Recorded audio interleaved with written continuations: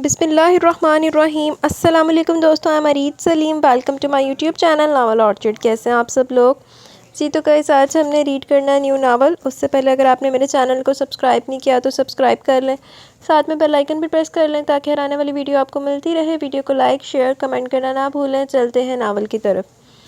वो सड़ चुका है, इनकी बातें सुन रहा था और इसके खामोश रहने पर इनका नरम लहजा कुसीला होता जा रहा था।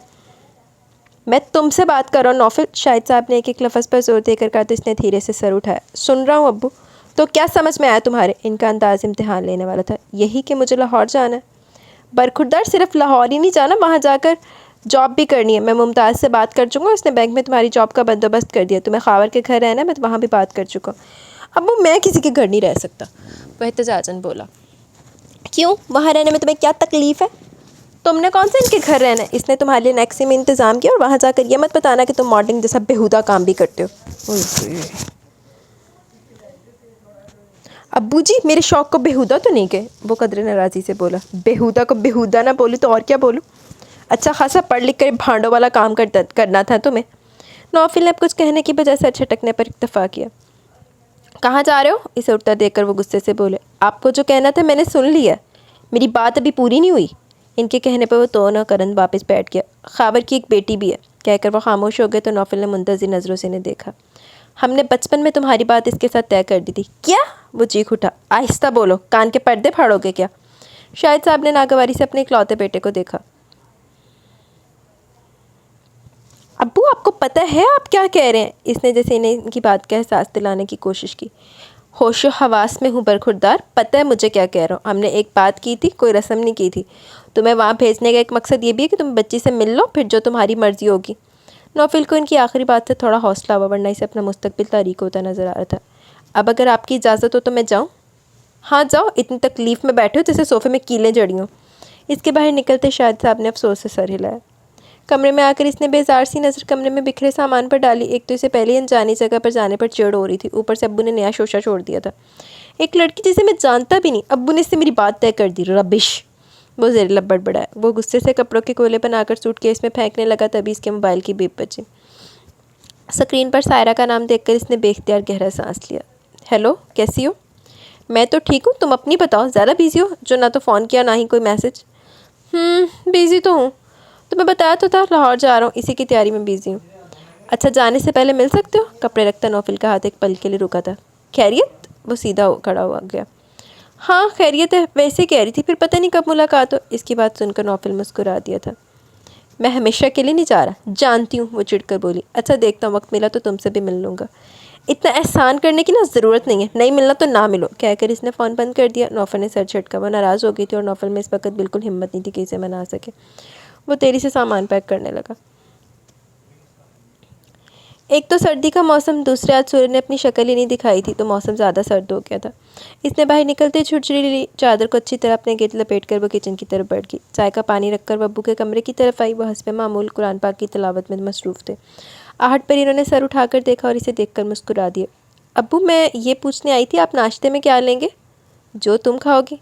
मेरा तो आज पराठा खाने का मूड हो रहा है। तो ठीक है, मैं भी पराठा खा लूँगा। इनके कहने पर वो सर हिलाती वापस मुड़ गई। वापसी पर इसके हाथ में ट्रे थी जिसमें इसका और अब्बू का नाश्ता था। अनेक्सी साफ़ करवा दी थी? चाय का घूंट लेते हुए इन्होंने शर्मीन से पूछा। जी वो तो कल ही साफ़ करवा दी थी, वो जवाब देकर नाश्ता करने लगी। कुछ देर बाद वो दोबारा बोली। अब्बू आपके दोस्त का बेटा कितना अर्सा यहाँ रहेगा? जब तक वो रहना चाहे। अब्बू क्या इसका यहाँ रहना मुनासिब होगा? खावर ने अब गौर से अपनी बेटी का चेहरा देखा। तुम्हें पसंद नहीं इसका यहाँ रहना? बात पसंद की नहीं अब्बू। देखो बेटा, खावर साहब इसकी बात काट के बोले। शाहिद मेरा बहुत अच्छा दोस्त था और इतना वेल ऑफ है कि इसका बेटा कहीं और भी रह सकता था, लेकिन शाहिद ने इसे खसूसी तलकीन की यहाँ रहने की। और मुझे अब इसने इतला दी कि नौफिल आ रहा, तो मैं क्या कहता कि इसे ना भेजो। इनकी इतनी तफसील पर वो कुछ शर्मिंदा होकर बोली। मेरा ये मतलब नहीं था। मैं जानता हूँ बेटा तुम क्या कहना चाहती हो, लेकिन मुझे लगता है कि शायद अपने बेटे को ख़ास मकसद से भेज रहा है। अब की बार शर्मीन ने चौंक कर इन्हें देखा। बचपन में इसने जो बात की थी, शायद वो इसको हतमी शक्ल देना चाहता है। शर्मीन ने सर झटका। वो बचपन की बात थी अब्बू, इतने साल गुजर गए, इन्होंने कभी राब्ता नहीं किया, मिलने तक नहीं आए, और अब अचानक अपने बेटे को भेज रहे हैं। ज़रूरी तो नहीं इनका ये मकसद हो, और फिर ऐसा कैसे हो सकता है? हम ना कभी एक दूसरे से मिले, ना एक दूसरे को पसंद नापसंद और आदतों को जानते हैं। तुम ठीक कह रही हो, लेकिन अगर ऐसा हो जाए तो इससे अच्छी बात और क्या हो सकती है? आज के दौर में घर बैठे अच्छा रिश्ता मिल जाना अल्लाह की नेमतों में से एक है, और बेटियां माँ बाप की दहलीज पर अच्छे रिश्ते के इंतज़ार वरना बेटियां माँ बाप की दहलीज पर अच्छे रिश्ते के इंतज़ार में बूढ़ी हो जाती हैं।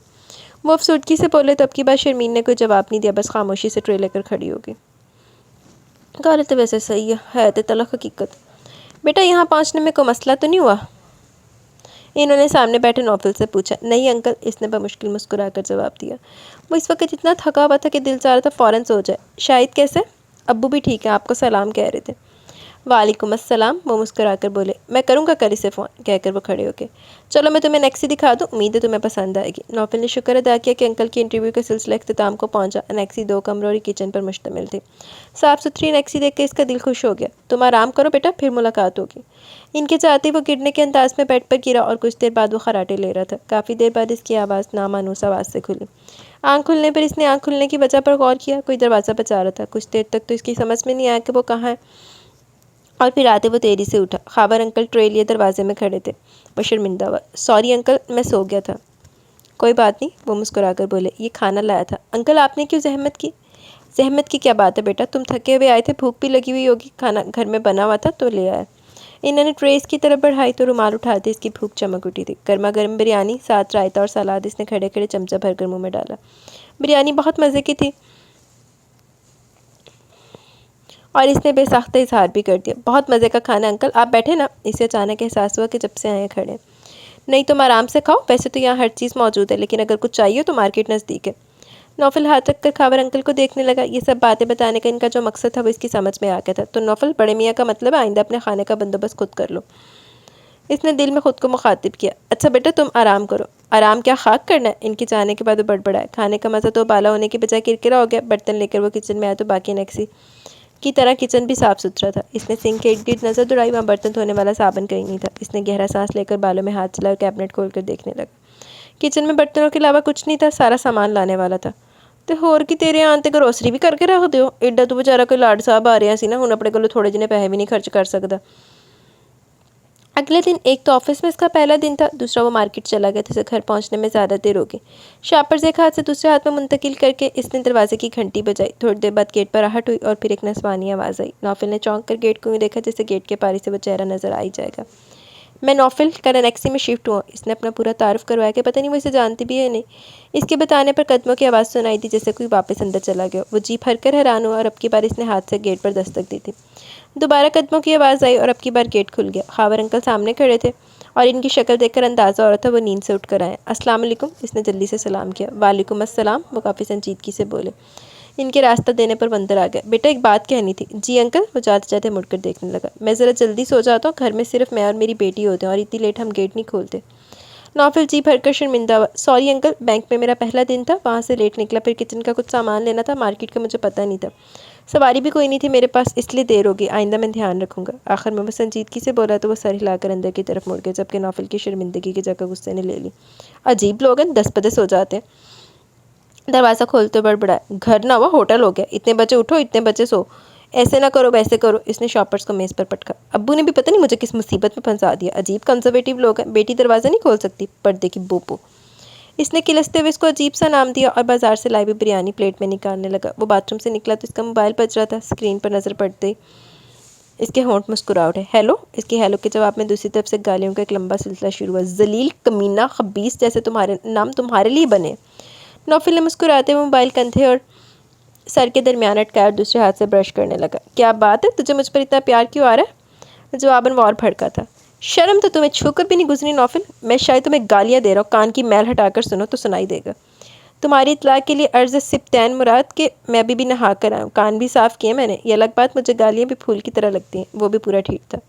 लाना तो तुम पर, सिप्तैन जलकर बोला। मेहरबानी, नवाजिश है जनाब की। वो एक नज़र खुद को आईने में देखकर बेड की तरफ आ गया। तुम्हें इतनी तौफीक नहीं हुई कि तुम मुझे बताते थे कि तुम लाहौर जा रहे हो? वो तो मैं आज घर गया तो पुप्पो ने बताया कि तुम लाहौर गए हो। पुप्पो के सामने शर्मिंदा करवा दिया मुझे। ये दोस्तियाँ हमारी, ये हो तुम मेरे लंगोटिए यार। इसकी इस्तिला पर नौफिल कहका लगाकर हंस पड़ा। माफ़ कर दो यार, सब कुछ इतनी जल्दी हुआ कि बताने का टाइम ही नहीं मिला। बकवास ना करो नौफिल, सायरा तुम्हारी फुप्पी लगती है जिसे बता कर आए हो। ओह, तो तुम्हें गुस्सा इस बात का? नौफिल ने ओ को लंबा खींचा। नहीं, मुझे गुस्सा इस बात का कि तुम गए क्यों बताए बगैर, और मेरे बगैर। यार बताया तो है, अचानक जॉब लेटर आ गया। और दूसरा, मैं गुस्से में था, अब्बू ने अचानक हुक्म दे दिया कि इनके दोस्त के घर ठहरूं। और जहाँ तक सायरा की बात है तो इसने मुझे फ़ोन किया था, मैंने नहीं। और तुम्हें आज नहीं, कल मैं फ़ोन करने वाला था। रहने दो, अब मेरी आवाज़ सुनकर तुम्हें याद आ गया कि मुझे बताना था, सिब्बैन कदरे नाराज़ी से बोला। अब नाराज़ बीवियों की तरह ऐंठते ही रहोगे, कुछ बोलोगे भी? सख्त नींद आ रही है, सुबह फिर जल्दी जाना है, जा मर जा। वो गुस्से से बोला। बोलना यार, मैं भी लाहौर आ रहा हूँ। आखिरकार बिल्ली थैले से बाहर आ गई थी। नौफिल की बंद होती आंखें पूरी तरह खुल गई। क्यों? क्यों का क्या मतलब? मुझे वहाँ जॉब नहीं मिल सकती क्या? तुम्हें क्या लगता है लाहौर वालों ने बस तुम्हें जॉब देने का ठेका लिया हुआ है? क्योंकि जवाब में वो तंजिया बोला, और मैं रहूँगा भी तो तेरे साथ। सिप्तैन के कहने पर वो लेटे से उठकर बैठ गया। दिमाग ख़राब है तुम्हारा? मैं खुद बाजार बैठा हूँ, पता नहीं इन्होंने कितनी मुश्किल से मुझे रखा हुआ। अब तुम बोझ बनकर आ जाओगे तो तुम्हें छोड़ मुझे भी निकाल देंगे। आगे आज देर से आने पर इन्होंने मुझे इतनी बातें सुनाई हैं, ये सब मुझे नहीं पता, मैं बस सुबह आ रहा हूँ। एड्रेस तुम भेज रहे हो या मैं अंकल से रब्ता करूँ? फिटे मुँह तुम्हारा सिप्तैन, बिन मुलायम मेहमान बन रहे हो। जो भी समझ लो, बस एड्रेस भेज दो, मैं सुबह पहुंच जाऊंगा। कहकर इसने फ़ोन बंद कर दिया, जबकि नौफिल ने बेसाख्ता हाथ का मुक्का बनाकर बेड पर मारा। नौफिल की बात सुनकर कुछ देर के लिए खावर सब कुछ बोले नहीं। नौफिल भी नज़र झुकाकर बैठ गया। अंकल, वो मेरा मामूजादा और बहुत शरीफ लड़के, अगर आपको मेरी बात का यकीन नहीं तो अब्बू से फ़ोन करके पूछ लें। खावर साहब ने संजीदा नज़र नौफिल पर डाली। पहले बता चुका हूँ, मेरे साथ एक जवान बच्ची का साथ है, मैं नहीं चाहता लोगों को बातें करने का मौका मिले। इससे पहले वो कुछ और कहते, नौफिल बोल पड़ा। आपको हम दोनों की तरफ से कोई परेशानी नहीं होगी, अगर कोई प्रॉब्लम हुई तो हम इसी वक्त यहाँ से चले जाएंगे। खावर साहब ने गहरा सांस लिया। ठीक है बेटा। वो खड़े हो गए। कब आ रहा है तुम्हारा कज़न? आज पहुँच जाएगा। नौफिल भी खड़ा हो गया। अच्छा, कज़न साहब तो वाकई आ गए। वो जब बस से उतरा तो ठंड और धुंध ने इस्तकबाल किया। इसने दोनों हाथ आपस में रगड़े, फिर इन्हें जैकेट की जेबों में घुसा लिया। यार कितनी सर्दी है। इसने बचते दांतों को सख्ती से एक दूसरे पर जमाकर बैग उठाकर स्टेशन से बाहर आ गया। इसने एक रिक्शे वाले को रोकर इसे नौफिल का भेजा पता बताया तो इसने सर हिलाकर इसे बिठा लिया। सड़कों पर काफ़ी देर घूमने के बाद सिप्तैन ने उकताकर पूछा, भाई कब तक पहुँचेंगे? भाई कब पहुँचेंगे? भाई साहब कॉलोनी के नज़दीक पहुँच के, आगे का रास्ता तुम्हें मालूम होगा। तुम बताओ, इस सड़क जाना है या उस सड़क? रिक्शा ड्राइवर के पूछने पर सिप्तैन के 14 तबक रोशन होंगे। तुम्हें पता नहीं किधर जाना है? इतनी सर्दी में पिछले पौने घंटे से वो इसे घुमा रहा था, इसे एड्रेस भी नहीं पता थे। सुनकर सिप्तैन का गुस्सा सवा नेज़े पर पहुँच गया। जब तुम्हें पता नहीं था तो मुझे बिठाने की क्या ज़रूरत थी? वो गुस्से से बोला। अब मुझे क्या पता कि तुम्हें अपने घर का पता नहीं मालूम? ड्राइवर ने हंसकर जैसे इसका मजाक उड़ाया। तो सिप्तैन का दिल चाहा मुक्का मार के इसके अगले दांत तोड़ते। ड्राइवर ने शीशे से सिप्तैन का चेहरा देखा तो दांत फ़ौरन अंदर कर लिए। ये मार्केट है, यहाँ से पूछता हूँ, शायद पता मिल जाए। वो कहकर वो रिक्शे से उतर गया। मार्केट से अपना मतलूबा सामान लेकर निकली तो दरवाजे पर जम कर रह गई। इसकी गाड़ी के पीछे रिक्शा और साइड पर गाड़ी खड़ी थी। हालांकि इसने अपनी गाड़ी ऐसी जगह पर खड़ी की थी कि वापस निकलने में आसानी हो। इसने गहरा सांस लेकर अपनी घबराहट पर काबू पाने की कोशिश की और कार की तरफ बढ़ गई। शॉप पर अंदर रखकर पहले वो दूसरी कार की तरफ आई। अंदर कोई नहीं था। वो मायूस होकर रिक्शे की तरफ आई, जहाँ पिछली सीट पर कोई बैठा इसे देख रहा था। एक्सक्यूज़ मी, क्या आप ये रिक्शा पीछे कर सकते हैं? मुझे अपनी कार निकालनी है। वो सिप्तैन से मुखातिब हुई। वो रिक्शा ड्राइवर अंदर गया। आपकी कार कौन सी है? सिप्तैन ने यही पूछ लिया। वो आगे जो सफ़ेद मेहरान है, वो उंगली से इशारा करके बताने लगी। सिप्तैन ने इसके इशारे की तरफ देखा। वैसे आप कार को थोड़ा आगे करके राइट साइड पर व्हील घुमाकर रिवर्स करें तो कार निकल सकती है। फारिया ने एक नज़र गौर से इस नौजवान को देखा जो संजीदा लग रहा था। सिप्तैन को एकदम अपना काम याद आया तो मोबाइल निकाल कर बोला, क्या आप ये एड्रेस बता सकती हैं? फारिया ने पता देखकर सिप्तैन की शक्ल देखी। वो ये पता जानती थी, लेकिन न जाने कि उसने सरनफ़ी में हिला और वापस आकर अपनी कार में बैठ गई। और बौखलाहट में इसने कार दाएं की बजाय जगह बाएं में घुमाकर रिवर्स की तो कार उल्टी सिमत में जाने लगी। इसने जल्दी से ब्रेक लगाई, मिरर से रिक्शे की तरफ देखा। सिप्तैन का चेहरा देखकर इसे बेहद गुस्सा है, जो हंसी जब्त करने के चक्कर में होंठ खींच रहा था। इसने गाड़ी बंद की और बाहर निकला। किस खुशी में आपको हंसी आ रही है? वो एकदम इसके सर पर पहुंचकर गुस्से से पूछने लगी। सिप्तैन पहले तो हैरान हुआ, फिर इसे इस लड़की का अंदाज देखकर गुस्सा आ गया। क्यों, हंसने पर पाबंदी है? वो भी उल्टा बोला। इतनी हंसी आ रही तो गाड़ी यहाँ से निकाल कर बताएं। सामने खड़ी लड़की का चैलेंज करता अंदाज सिप्तैन को तपाने के लिए काफ़ी था। वो तेरी से रिक्शे से उतरा। चाबी? इसने हाथ बढ़ाकर चाबी मांगी, जो बड़ी बेनियारी से फारिया ने इसे थमा दी।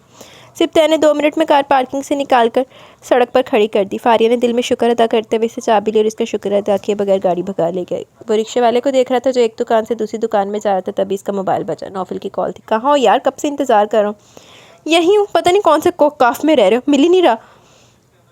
वो तपा हुआ बोला। तुम हो कहाँ? सिप्तैन ने सर उठाकर इस मार्केट का नाम पड़ा नौफिल को बताया। तुम करीबी हो, वहीं ठहरो, मैं आ रहा हूँ। थोड़ी देर बाद नौफिल इसके सामने था। ये करीब था, तुम्हें मिल नहीं रहा था? रिक्शे वाले को फारिग करके इसने बैग उठाया तो नौफिल ने कहा, यार यहाँ के लोग बहुत अजीब हैं।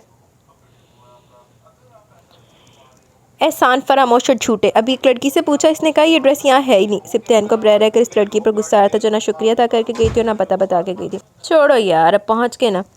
तुमने अपने अंकल से बात कर ली ना मेरे बारे में? सिप्तैन ने एहतियातन पूछा। हाँ कर ली थी।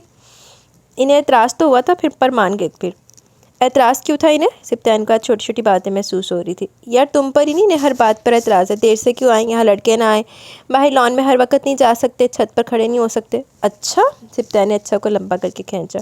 और इसकी वजह इनकी इकलौती बेटी है, नौफल ने मुँह बनाकर कहा। क्या अच्छी नहीं है? मुझे क्या पता, मैंने कौन सा देखी है। तो तुम इतना मुँह बनाकर इसका जिक्र क्यों कर रहे हो? सिप्तान ने हैरान होकर पूछा। अजीब है यार, इस दिन मैं वापस आया तो बजाय गेट खोलने की थी सर्दी में खड़ा करके अंदर चली गई। जहर लगती है मुझे ऐसी लड़कियाँ जो फजूल में पर्दा करने की एक्टिंग करती हैं। क्या पता वो सच में ऐसी एक्टिंग ना करती हो। जो भी यार बहरहाल इस घर में कर्फ्यू सिस्टम है। छोड़ ना यार, हमें क्या लेना देना इस लड़की से। सिप्तान ने जैसे बात ख़त्म की तो नौफल इसे देख कर रह गया। अभी से क्या बताता कि इसके अब्बू क्या सोच कर बैठे हैं। निकाल तो वैसे सही है। वो घर में दाखिल हुई तो भाभी के साथ बैठे इनके भाई को देखकर इसके मुंह पर 12 बज गए। लो, फारिया भी आ गई। इसे देखकर भाभी ने कहा। नासिर बतीसी निकाल कर इसे देखने लगा। वो मुंह बनाकर अंदर की तरफ बढ़ने लगी। फारिया, तमीज़ भी कोई चीज़ होती है? तुम इतनी तो फीक नहीं हुई, कोई मेहमान बैठा इसे सलाम ले लो, सलाम कर लो। वो जाते जाते पलट कर समरा भाभी को देखने लगी। कौन मेहमान? इसने हैरान होने की भरपूर एक्टिंग करते हुए इर्द गिर्द देखा। मैं नासिर की बात कर रही हूँ। अपने भाई को इग्नोर किया जाना भाभी को ज़्यादा बुरा लगा था। ये मेहमान है? फारिया ने उंगली से नासिर की तरफ इशारा किया। माफ़ कीजिएगा भाभी, हर रोज़ आने वाले को मेहमान नहीं कहते। वो बेनियादी से बोली तो समरा के गुस्से के मारे नथने फूलना शुरू हो गए। छोड़ो समरा, तुम भी क्या बहस लेकर बैठ गई हो? नासिर ने हालात देखकर बहन को टोका। तुम बताओ फारिया, कैसी हो? आपके सामने अपने पाँव से चलकर आई हूँ तो ठीक ही होंगी ना? वो कहकर वो रुकी ने अपने कमरे की तरफ बढ़ गई। इसका तो हर वक्त दिमाग सातवें आसमान पर होता है। तुम इसकी खुशामद करके मज़ीद ताड़ के झाड़ पर चढ़ा देते हो। समरा ने नाराज़ी से अपने भाई को देखा। तुम भी समरा छोटी छोटी बात पर टेम्पर लूज कर जाती हो। नासिर के कहने पर भड़क उठी और इससे पहले कि कोई जवाब देती इतलाई घंटी के बजने पर समरा वो बनाती उठ गई। इतनी देर लगा दी, कब से इंतज़ार कर रही हूँ। सॉरी अम्मी, मार्केट में देर होगी, आपकी दवा नहीं मिल रही थी। वो शापर्स बेड पर रखकर खुद भी इनके करीब लेट गई। तभी भाभी की चीखती चिंगारती आवाज़ पर जहाँ फारिया ने बुरा सा मुँह बनाया वहीं नुसरत ने घबराकर दरवाजे को देखा। ये समरा क्यों चीख रही है? इसको क्या हुआ? नुसरत ने परेशानी से अपनी इकलौती लाडली बेटी को देखा। फिर तुमने कुछ तो नहीं कर दिया? मुझे तो कभी भी पता नहीं चलता मैंने कुछ किया। ये तो भाभी आकर बताएंगी कि मैंने क्या किया। वो कहकर मुंतज़िर नज़रों से दरवाजे की तरफ देखने लगी। फारिया, साथ वाले आए, तुम्हारी बिल्ली इनके तोते खा गई है। इनकी बात पर वो खिलखिलाकर हंस पड़ी, जिस पर समरा मज़ीद गज़बनाक होकर बोली। इसमें हंसने वाली कौन सी बात है? तो इसमें रोने वाली भी कोई बात नहीं। और आप गुस्से ऐसे करें जैसे तोते फीफी ने नहीं बल्कि मैंने खाए हो।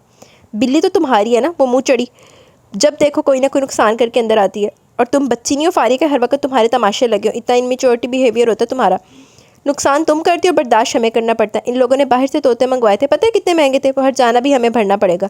इस दिन अपने भाई की गाड़ी तुमने ख़राब कर दी, वो भी नवीद को सही करवानी पड़ी। भाभी को मौका मिला तो पिछले खाते भी खोल कर बैठ गई। आपको परेशान होने की ज़रूरत नहीं है किसी भी चीज़ की वजह से। जहाँ तक गाड़ी की बात है, ख़राब होने वाली चीज़ थी, ख़राब होगी, फिर ठीक भी होगी। भाई को प्रॉब्लम होनी चाहिए थी, इन्हें तो नहीं हुई। फिर आपको क्यों दुख हो रहा है? तुम फारिया, बहू ठीक कह रही है, तुम खामोश हो जाओ। बहू को मजीद मुँह खोलता देखकर नुसरत को फारिया को टोकना पड़ा। माँ को गुस्से में देखकर फारिया ने मजीद बहस करने का इरादा मुलतवी कर दिया।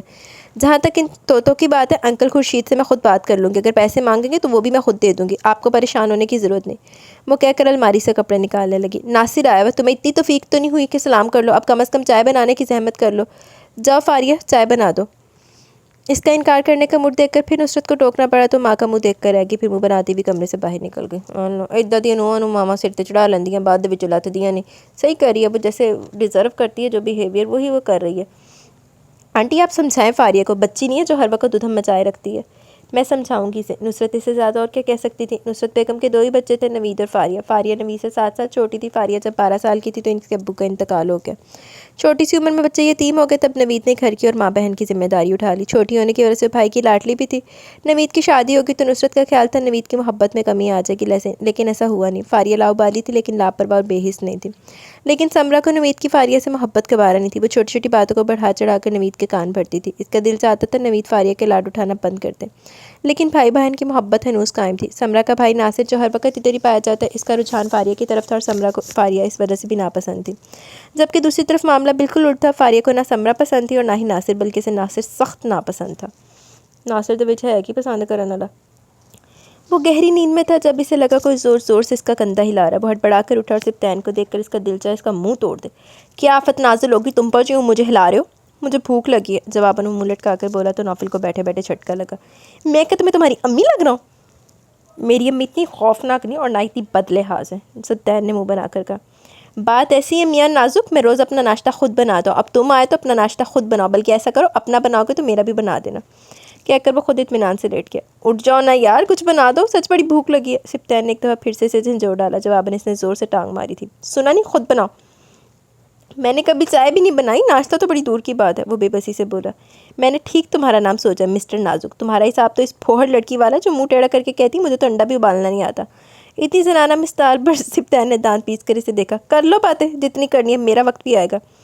जब आएगा तब देखा जाएगा, फिलहाल जाकर नाश्ता बनाओ और एक बात, घर से बाहर रहने का इतना शौक था तो कुछ सीख कर निकलना था। यहाँ तुम्हारी अम्मी और बहन नहीं है बेटा जी लाड उठाने के लिए, चलो शाबाश। आखिर में इसने पिचकारा तो सिप्तैन ने गुस्से से इसके सर से नीचे से तकिया खींचकर इसके मुंह पर दे मारा। तुमसे मुँहमारी करने से बेहतर है मैं किचन जाकर चीज़ों से सर फोड़ लूँ, वो गुस्से से कहता। किचन की तरफ बढ़ गया। फ्रिज से ब्रेड निकाल कर इसने इस चूल्हा चलाकर तवा ऊपर रखा और इस पर ऑयल डाला। ब्रेड ऊपर डालते हुए इसका हाथ गर्म तवे के किनारे को छू के जवाबन इसने ज़ोरदार चीख मारी। ओए होए, वाकई नाजुक मिजाज बहुत है। इसके चीखने पर जहाँ नौफल छलांग मारकर बेड से उठा था, वहीं नेक्सी के किचन से मुंसलिक शर्मीन का किचन था। चीख की आवाज़ पर सॉसपैन इसके हाथ से छूटकर नीचे गिरा। इसने घबरा कर दीवार के पारियों देखा जैसे सब नजर आ जाएगा। दूसरी तरफ से मर्दाना आवाज़ में दुहाइयाँ जारी थी। एक काम कहा था तुमसे फोहड़ आदमी, वो भी तुमसे नहीं हुआ। तुम्हें खाने की पड़ी है जलील आदमी, मेरा हाथ जल गया। सिप्तैन ने अपना हाथ झटकते हुए गुस्से से नौफल को देखा। तो ध्यान से काम करना था ना। नौफल ने मुँह बनाते हुए इसका हाथ देखा जो अच्छा खासा सुरख हो गया था। रुको टूथपेस्ट लाता हूँ, और बरनौल तो इस वक्त घर में नहीं होगी। कहकर वो तेरी से बाथरूम की तरफ बढ़ा, जबकि सिप्तैन ने बड़ी खुद तरसी से अपनी सुरख हवेली को देखा। क्या गिरा बिटिया? बर्तन गिरने की आवाज़ सुनकर खावर साहब किचन में। कुछ नहीं अब्बू, सॉस पैन गिर गया था, वो चाय का पानी रखते हुए बोली।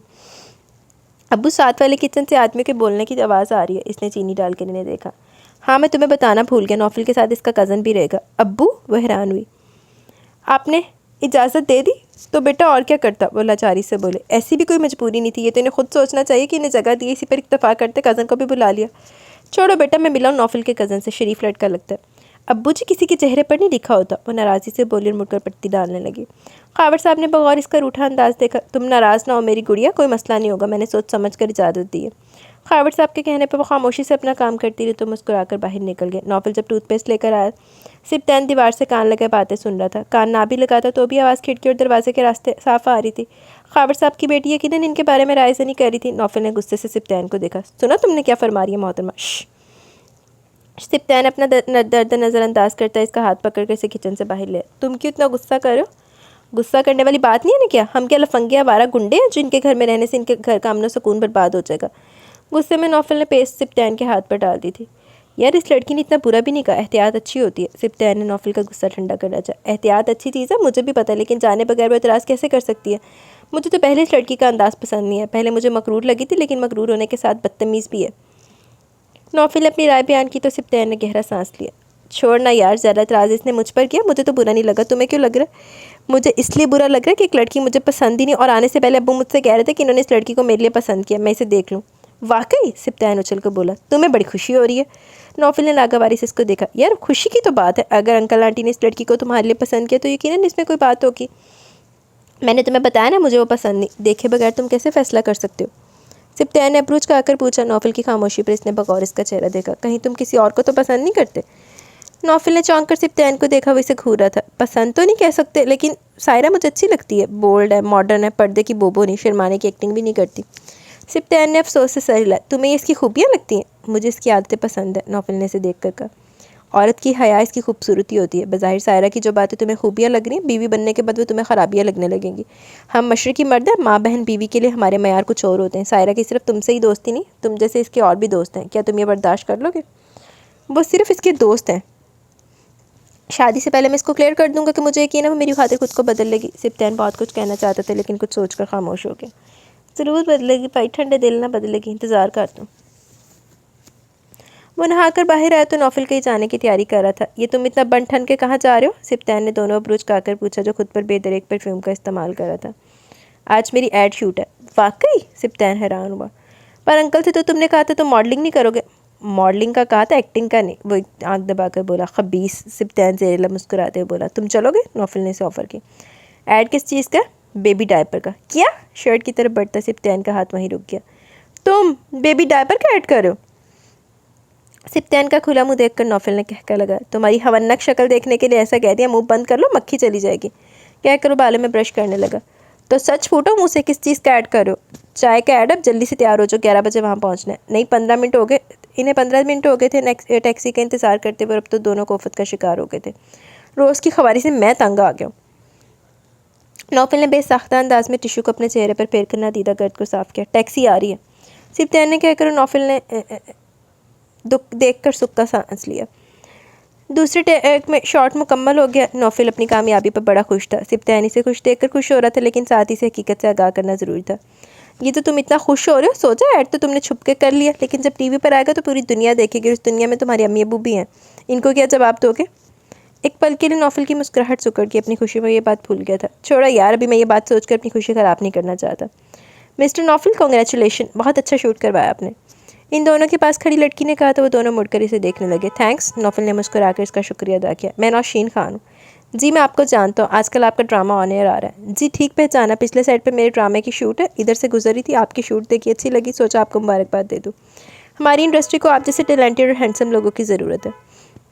नौफिल ने जताती नज़रों से सिप्तान को देखा जब वह मुश्किल हंसी कंट्रोल करके खड़ा था। Thank you for your complement, Naufil आजी से बोला। अगर आप ड्रामे में एक्टिंग के ख्वाहिशमंद हैं तो बताइएगा, हमारे अगले प्ले में हमें नए फेस की ज़रूरत है। अगर आप इंटरेस्टेड हैं तो मैं डायरेक्टर साहब से बात कर सकती हूँ, मुझे उम्मीद है कि इनको आपका काम पसंद आएगा। नौफिल की बात से खुल गई थी। ज़रूर, तो फिर अपना नंबर दे दें, बात बनते मैं आपको कॉल कर दूँगी, मेरा नंबर भी रख लें। नौफिल अपना नंबर लिखवा रहा तो सिप्तान इर्द-गिर्द फैले गुलाबी चेहरों को देख रहा था। नौफिल का ऐड टीवी पर चल गया और इसकी इतना पसंद किया गया कि इस एड्स के अलावा ड्रामों की ऑफ़र भी आने लगी। इसकी खुशी का कोई ठिकाना नहीं था, लेकिन इसकी खुशी को ब्रेक तब लगी जब अब्बू का फ़ोन आया। फ़ोन पर गालियों का जो सिलसिला शुरू हुआ तो वो ज़्यादा ही तवील हो गया। काम ही इदा दे हुन फिर गालां तो पैणियां ही हैं। तुम्हें कहा भी था छोड़ दो ये फजूल शौक, लेकिन नहीं, हम ही पागल है जो तुम पर भरोसा करके तुम्हें लाहौर भेजा और तुम जॉब करने के बजाय भांडों वाले काम करो। अब्बू जी मैं जॉब कर तो रहा हूँ, ये तो मैंने शौकिया ऐड किया, मुझे तुम्हारा ये शौक ही नहीं पसंद। अब की बार नौफिल खामोश रहा। बहरहाल जो तुमने करना था वो कर लिया, अब मुझे ये बताओ खावर की बेटी से मिले? नौफिल ने बेसाख्ता गहरा सांस लिया। नहीं अब्बू, मेरी मुलाकात नहीं हुई।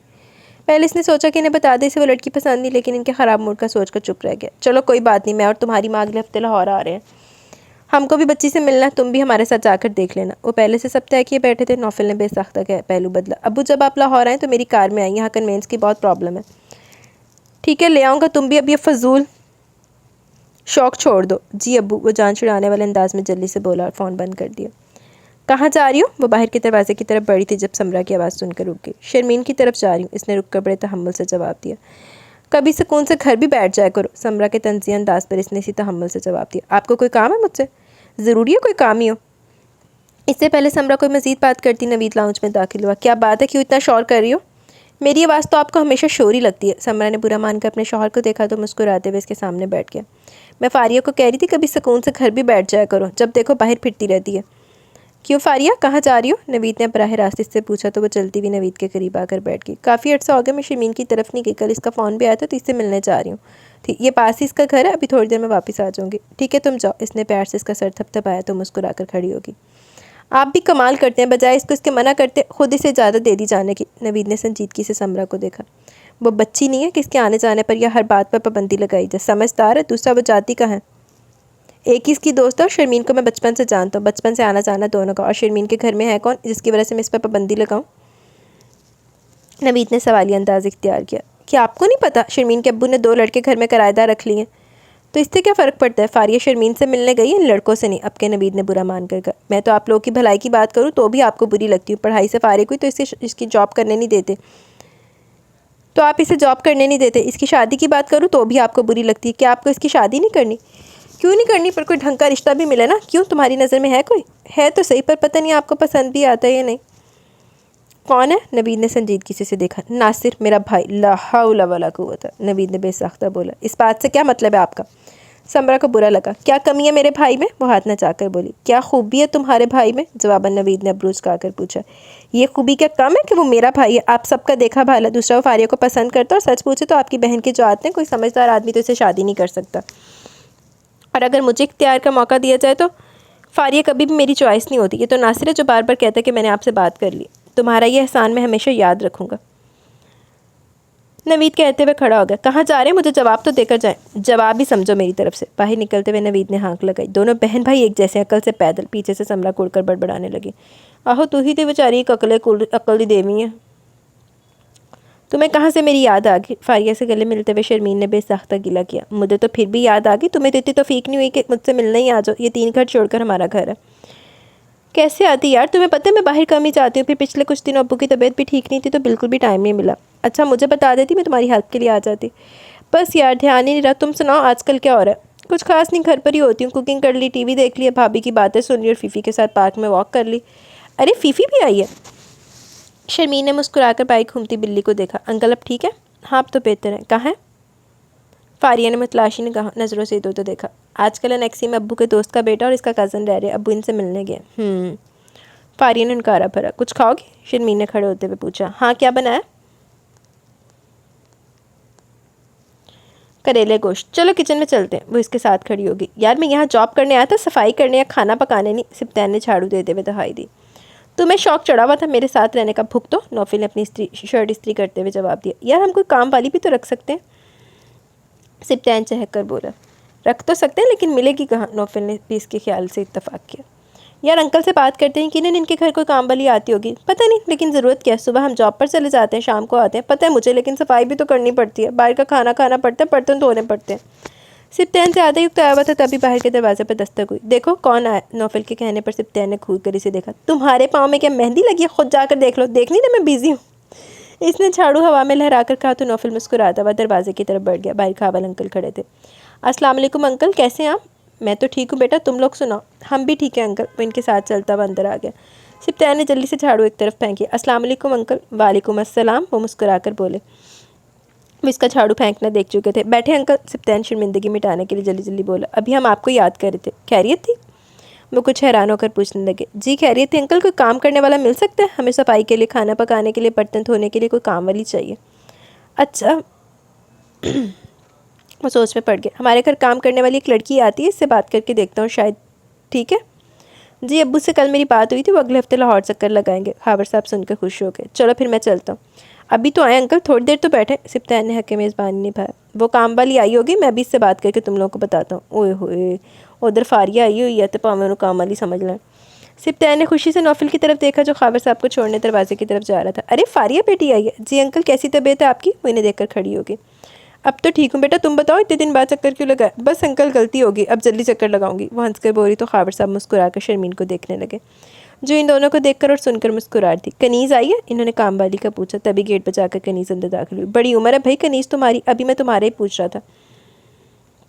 खैर थी अंकल जी, कनीज़ चादर सही करते हुए बोली। हाँ मुझे पूछना था कि एनेक्सी में हमारे 2 मेहमान ठहरे, इनकी सफाई के लिए, खाना पकाने के लिए किसी हेल्पर की ज़रूरत है, तो क्या तुम इनका काम कर दोगी? पैसे कितने देंगे? वो मतलब की बात पर आई। इनसे मैंने तो नहीं पूछा, लेकिन तुम बता दो कितना लोगी। मैं, वो सोचने के अंदाज में बोली, 4000 लूँगी और इससे एक पैसा भी कम नहीं करूँगी, साफ बता रही हूँ। तो ऐसा करो तुम खुद इनसे बात कर लो, वो दोनों घर पर ही हैं। चले कर लेते हैं बात भी। वो फ़ौरन ही बाहर जाने को तैयार होगी। काफ़ी देर होगी, अब मैं चलती हूँ। कनीज़ के जाते फारिया भी खड़ी होगी। अरे बैठो ना, अभी तो आई हो, 3 घंटे होने वाले आए हुए। पहले भाभी इतनी बातें करती हैं कि मैं ज़्यादातर फिरती रहती हूँ, मज़ीद बैठी तो इन्हें और मौका मिल जाएगा। इसने झुककर फीफी को उठाया और दरवाजे की तरफ बढ़ गई, लेकिन गेट के पास जाकर इसके कदम रुक गए। वो और से नेक्सी के दरवाजे में खड़े लड़के को देख रही थी और फिर जब यकीन आ गया तो उल्टे कदम अंदर की तरफ बढ़ी। क्या हुआ? खैरियत? इतनी हवास बाख्ता क्यों? शर्मीन ने से दोबारा देख कर पूछा। तुम्हारी नेक्सी में जो लड़के ठहरे हैं, तुमने इनको देखा? शर्मीन ने हैरान होकर सरनफी में हिलाया। नहीं मैंने नहीं देखा, लेकिन तुम क्यों पूछ रही हो? मैंने इनमें से एक को देखा, वो टीवी में काम करता है, मॉडलिंग करता है। लेकिन वो दोनों तो जॉब करते हैं। शर्मीन ने ताज्जुब का इजहार किया। लेकिन मैंने जिसको देखा वो वही है। चाय का जो नया इश्तिहार है इसमें वो आ रहा है, और पिछले दिनों जो दीपक परवानी का शो था इसमें भी इसने एज आ मॉडल परफॉर्म किया था। मैंने खुद देखा था, फारिया यकीन दिलाने वाले अंदाज में बोली। अच्छा? शर्मीन ने पुरसोच अंदाज में सर हिलाया। क्या हुआ तुम्हें? हैरत या खुशी? कुछ नहीं हुआ। इसमें खुशी वाली कौन सी बात है? शर्मीन ने संजीदगी से देखा। खुशी की बात तो है, एक सेलिब्रिटी हमारा जानने वाला निकला, लेकिन तुम्हारे अफसोस की वजह मेरी समझ में नहीं आई। अफसोस तो नहीं है, बस मुझे काम पसंद नहीं। तुम्हें कौन कह रहा है कि तुम मॉडलिंग करो? जिसे पसंद है वो तो कर रहा है ना। यही तो अफसोस है कि इसे क्यों पसंद है। वो धीरे से बोली, लेकिन फारिया के कान खड़े हो गए थे। इस बात से तुम्हारा क्या मतलब? कुछ नहीं, शर्मीन ने जान छुड़ाने वाले अंदाज में कहा। इतनी जल्दी तुम्हारी जान नहीं छोड़नी मैंने, सच बताओ क्या बात है? शर्मीन ने बेबसी से अपनी इकलौती ज़िद्दी सहेली को देखा। वो अब्बू के दोस्त का बेटा है, कुछ साल पहले इन्होंने अब्बू से मेरा रिश्ता मांगा था और अब ये मौसूफ शायद इसी सिलसिले में आए हैं। वाकई? फारिया खुश होकर बोली। वैसे ये भी हो सकता है कि वो ना हो, इसका दोस्त मॉडलिंग करता। तुम इश्तिहार देख लो चाय का, जिसमें तुम्हारा हीरो खुद चाय बना रहा है, वो भी मज़े की। तुम्हें कैसे पता मज़े की थी? ऐड के एंड पर वो खुद कहता है मज़े की। अंकल से पूछ लेना, इन्होंने देखा हुआ है इसे। फारिया के मशवरे पर इसने मुंह बनाया। मुझे कोई शौक नहीं इसे देखने का, कहकर वो बर्तन उठाने लगी तो फारिया भी खड़ी होगी। चलो चलती हूँ, फिर आऊँगी, तुम भी ज़रा इसे देख लो, वैसे काफ़ी हैंडसम है, निकलो अब तुम। शर्मीन मुझसे गुस्से से बोली तो वह हंसती हुई बाहर निकल गई। शाम को खावर साहब आए तो शर्मीन टीवी लगा कर बैठी थी। अभी तक इसकी नज़र से चाय का इश्तिहार नहीं गुजरा था। चाय लाऊं आपके लिए? ले आओ। वो चाय लेकर आई तो खावर साहब बड़े गौर से टीवी देख रहे थे। अब्बू चाय? मैंने अभी टीवी पर नौफिल को देखा। फारिया की शक की तस्दीक हो गई थी, वो नौफिल ही था। ये देखो, ये नौफिल है। इनके कहने पर फारिया ने शर्मीन ने तेजी से स्क्रीन की तरफ देखा जहाँ खुशशक्ल लड़का चाय बना रहा था। लेकिन ये तो बैंक में जॉब करता था, फिर ये। खावर साहब कुछ कश्मकश का शिकार नजर आ रहे थे। पूछूंगा नौफिल से, वो कुछ सोचकर बोले। क्या ज़रूरत है अब्बू, पूछने से क्या होगा, वो जो है वो नज़र आ तो रहा है। इसने एक नज़र स्क्रीन की तरफ देखा जहाँ वो फिर नज़र आ रहा था। अगले हफ्ते शाहिद और इसकी बेगम आ रहे हैं, उम्मीद है अच्छा ही होगा। मैं शाहिद से बात करूँगा, मुझे नौफिल का ये काम पसंद नहीं। मुझे उम्मीद है जब नौफिल को पता चलेगा तो वो छोड़ देगा। इन्होंने पता नहीं अपनी खुद को तसल्ली दी थी ऐसे। तुम तैयारी कर लेना, किसी चीज़ की ज़रूरत हो तो बता देना, मैं बाज़ार से ले आऊँगा। जी अब्बू, वो सर हिला कर रहेगी। तुम लोग ऐसा खाना खाते हो? सुरैया ने अफसोस और हैरत के मिले जुले तासुर के साथ मेज़ पर रखे डोंगे को देखा। बस आंटी देख लें, सब्र शुक्र करके जो मिल जाता वो खा लेते। सिप्तैन ने बेचारगी से जवाब दिया। इतना बुरा भी नहीं है। शाहिद साहब ने लंबे शोरबे के साथ चिकन की एक बोटी प्लेट में डाली। शुक्र करो इतना भी मिल रहा है। नौफिल ने घूरकर सिप्तैन को देखा। पता है कितनी मुश्किल से कनीज़ बीबी राजी हुई है, और अब अगर इन्हें पता चल गया कि तुमने इनकी शान में गुस्ताखी की तो लंबा शोरबा भी नहीं मिलेगा। नौफिल ने से डरा। तो कोई बात नहीं, आंटी जिंदाबाद, इसने सुरैया को देखकर कहा। अम्मी एक दो दिनों के लिए यहाँ आई हैं, बाद में कनीज़ साहिबा जिंदाबाद होने वाली हैं। सिप्तैन ने बुरा सा मुंह बनाया। मैं सोच रहा हूँ खावर से भी मिला। खाना खाने के बाद शाहिद साहब ने नौफिल से कहा तो वो सर हिलाकर टीवी देखने लगा। इसका शुक्रिया भी अदा कर दूँ कि इसने इतनी मेहरबानी की, अपने घर में जगह दी और फिर हर सहूलत भी। इनका इशारा टीवी, फ्रिज और साफ़ सुथरे घर की तरफ था। और इसकी बेटी से भी मिल आएंगे, तुम मिलो या नहीं? नौफिल ने एक नज़र सिप्तैन को देखकर दोबारा बाप को देखा। अब्बू जी मुझे आपसे बात करनी थी। हाँ कहो। वो संजीदगी से इसका चेहरा देखने लगे। खाबर अंकल आपके दोस्त हैं, आप ज़रूर मिले, इनका शुक्रिया भी अदा करें, लेकिन इनकी बेटी से मुतल्लिक कोई बात नहीं कीजिएगा। क्यों? क्योंकि अब्बू मुझे वो लड़की पसंद नहीं। शायद साहब कुछ देर खामोशी से इसका चेहरा देखते रहे। अभी तो तुम कह रहे थे कि तुम इससे मिले नहीं, फिर वो तुम्हें नापसंद कैसे होगी? शादी के लिए मेरे जहन में जैसी लड़की का तस्वुर है वो वैसी नहीं है। मेरा सवाल अभी भी अपनी जगह पर है। जब तुम इससे मिले नहीं, देखा नहीं, तो तुम कैसे कह सकते हो वो तुम्हारे आइडियल जैसी नहीं? और वैसे भी मेरे नज़दीक ये आइडियल नीरी हमाकत है। लेकिन अब्बू जी वो मुझे पसंद नहीं है, वो आखिर में जैसे चिढ़कर बोला। तो बरखुरदार जो पसंद है इसका बता दो। शायद साहब के तंज़िया अंदाज पर इसने सटपिटाकर माँ को और फिर सिप्तैन को देखा, जो हंसी छुपाने के चक्कर में दूरा हो रहा था। ऐसी बात नहीं अब्बू जी, ऐसी बात ना होती तो तुम देखे बगैर मना नहीं करते। आप भी क्या बहस ले बैठे? जब वो कह रहे इसे नहीं पसंद तो रहने दे, ज़िंदगी इसने गुजारनी सी की पसंद की लड़की होनी चाहिए। मर्जी है तुम लोगों की। शायद साहब नाराज़गी से खड़े हो गए। मैं खावर की तरफ जा रहा हूँ, तुम्हें चलना है या नहीं? इन्होंने अपनी बीवी से पूछा तो वो जल्दी से खड़ी हो गई। मैं रोज़ाना पूछता था नौफिल से तुम्हारे बारे में। खावर साहब के कहने पर शायद साहब मुस्कुराते बोले। हाँ नौफिल मुझे बताता था, इसलिए सीधा तुम्हारे पास आया। एक तो तुमसे मिलना था, दूसरा तुम्हारा शुक्रिया अदा करना था, तुमने बच्चों को रहने की जगह दी। कैसी बातें करते हो शाहिद? जैसे तुम्हारा बेटा वैसे ही मेरा बेटा। और भाभी आप सुनाएं कैसी है? वो बात बदल कर सुरैया से बात करने लगे। तभी ट्राली लेकर शर्मीन अंदर दाखिल हुई। ये शर्मीन है? खावर साहब के तारुफ करवाने पर दोनों मियाँ बीवी से देखने लगे। और बेटा कैसी हो? सबसे पहले शाहिद साहब ने उठकर इसे प्यार किया। माशाल्लाह खावर, तुम्हारी बेटी तो बहुत प्यारी है, छोटी सी थी जब इसे देखा था, अब तो माशाल्लाह बड़ी हो गई है। खावर साहब ने मुस्कुराकर अपनी बेटी को देखा जो ट्राली में से चीज़ें निकाल कर इन्हें पेश करी थी। और शर्मीन बेटा क्या करती हो आप? कुछ नहीं आंटी, घर पर ही होती हूँ। पढ़ती नहीं हूँ? मैंने मास्टर्स किया इंग्लिश लिटरेचर में। वेरी गुड, शाहिद साहब मुतासिर होकर बोले। तो बेटा जॉब क्यों नहीं करती? सुरैया ने पूछा। आंटी अबू सारा दिन घर में अकेले होते हैं, इस ख्याल से मैं भी कहीं बाहर नहीं जाती। वो हुनकारा भर कर रहेगी। अच्छा खावर, बहुत शुक्रिया, तुमने इतना तकल्लुफ़ किया। शाहिद साहब और सुरैया खड़े होते बोले। तकल्लुफ़ की क्या बात, तुम्हारा अपना घर है, अभी कुछ दिन रुकोगे क्या? नहीं, कल चला जाऊँगा, परसों ऑफिस भी जाना है। खावर साहब इन्हें छोड़ने दरवाजे तक आए, मुंतज़िर नज़रों से इन्हें देखते रहे, लेकिन वो कोई बात किए बगैर वापस चले गए। खावर साहब का दिल बहुत बुरा हुआ। वो शर्मीन पर जाहिर नहीं करना चाहते थे, लेकिन शर्मीन इनकी खामोशी को कब से नोट कर रही थी। रात को वो इनके लिए चाय बना कर लाई तो वो टीवी पर नज़र जमाए बैठे थे, लेकिन वो जानती थी वो टीवी पर नहीं देख रहे। अब्बू चाय? हाँ। इन्होंने चौंकते हुए से देखा और कप थाम लिया। क्या बात है अब्बू, आप क्या सोच रहे हैं? नहीं कुछ खास नहीं, शायद के बारे में सोच रहा था। वो आया, इसकी बेगम भी साथ थी, लेकिन इन दोनों ने कोई बात नहीं की। शर्मीन खामोशी से इनका परेशान चेहरा देखती रही, फिर बोली। अब्बू ये भी तो सोचें, ये काफ़ी अर्से पहले की बात है, हो सकता है इनकी सोच बदल गई हो। सोच बदलने की वजह भी तो कोई हो। अब्बू इनका बेटा शोबिज़ में है, शोबिज़ की लाइफ आप जानते हैं, हो सकता है इसे कोई और लड़की पसंद हो। लेकिन शायद को कुछ तो कहना चाहिए था, वो धीमी आवाज़ में बोले। मैं पूछूंगा इससे। क्या पूछेंगे अब्बू, कि उन्होंने बात क्यों नहीं की? वो संजीदगी से इनका चेहरा देखने लगी। अगर आगे से वो कह दे कि हमें आपकी बेटी पसंद नहीं आई या कुछ ऐसा जो इनके नज़दीक इनकार की वजह, तो इसमें हमारी बेइज्जती है। अच्छा इन्होंने कोई बात नहीं की। अब की बार खावर साहब कुछ बोले नहीं, खामोशी से इसका चेहरा देखने लगे। आप परेशान ना हो, अल्लाह ताला बेहतर करेगा। वो इन्हें तसल्ली देकर खड़ी होगी जब, लेकिन खावर साहब की परेशानी दूर नहीं हुई। आजकल रिश्तों का हसूल कितना मुश्किल था, इन्हें अंदाज़ा तो नौफिल की सूरत में इन्हें तसल्ली थी जो अब एक ख्वाब महसूस हो रही थी। अब्बू ने इन्हें मना कर दिया होगा या नहीं? नौफिल ने सिप्तैन से पूछा जो बड़े मगन अंदाज में सूप पी रहा था। तुम्हें इतनी फ़िक्र क्यों हो रही है? तुम्हें इतनी फ़िक्र हो रही है तो अंकल से पूछो, पूछ लेते। क्या खाक पूछ लेते? इनका मूड इतना ऑफ था कि मेरी हिम्मत ही नहीं हुई। वैसे मुझे लगता है कि अगर अंकल इनकार करके गए होते तो खावर अंकल अब तक हमें निकाल चुके होते। सिप्तैन ने प्याला खाली करके अपनी राय बयान की। और अगर पता होने के बावजूद इन्होंने हमें नहीं निकाला तो बहुत बामुरव्वत है अंकल।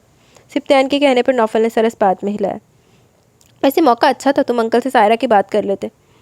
नौफिल ने घूर कर इसे देखा। अब्बू को क्या बताता? अभी मुझे खुद यकीन नहीं। दूसरा सायरा से भी तो इसकी राय लेना ज़रूरी है। तुम्हारा क्या मतलब? सायरा को पता ही नहीं कि तुम इसे पसंद करते हो? बताया तो है, मुझे अपने बारे में पता नहीं कि मैं वाकई से इतना पसंद करता हूँ कि शादी कर लूँ। चलो अब यहाँ भी तुम कन्फ्यूज़ हो। सिप्तैन ने सर पीट कर कहा। चलो छोड़ो, सायरा को बाहर चलते हैं। सिप्तैन सूप पीकर फारिग हो गया इसलिए खड़ा हो गया। कनीस तुम फारिग हो गई हो? फारिया ने किचन में आकर पूछा जो धुले हुए बर्तन रैक में रख रही थी। तकरीबन फारिग हो गई। आपको कोई काम था? हाँ, पार्क तक जाना था, सोचा तुम्हें साथ ले चलूँ। और कनीस फ़ौरन तैयार हो गई।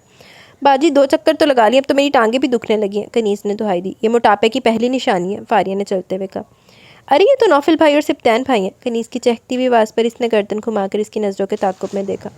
जहाँ वो 2 लड़के सोसाइटी के बच्चों को इकट्ठा करके क्रिकेट के नाम पर शोर मचा रहे थे। तुम जानती हो इन्हें?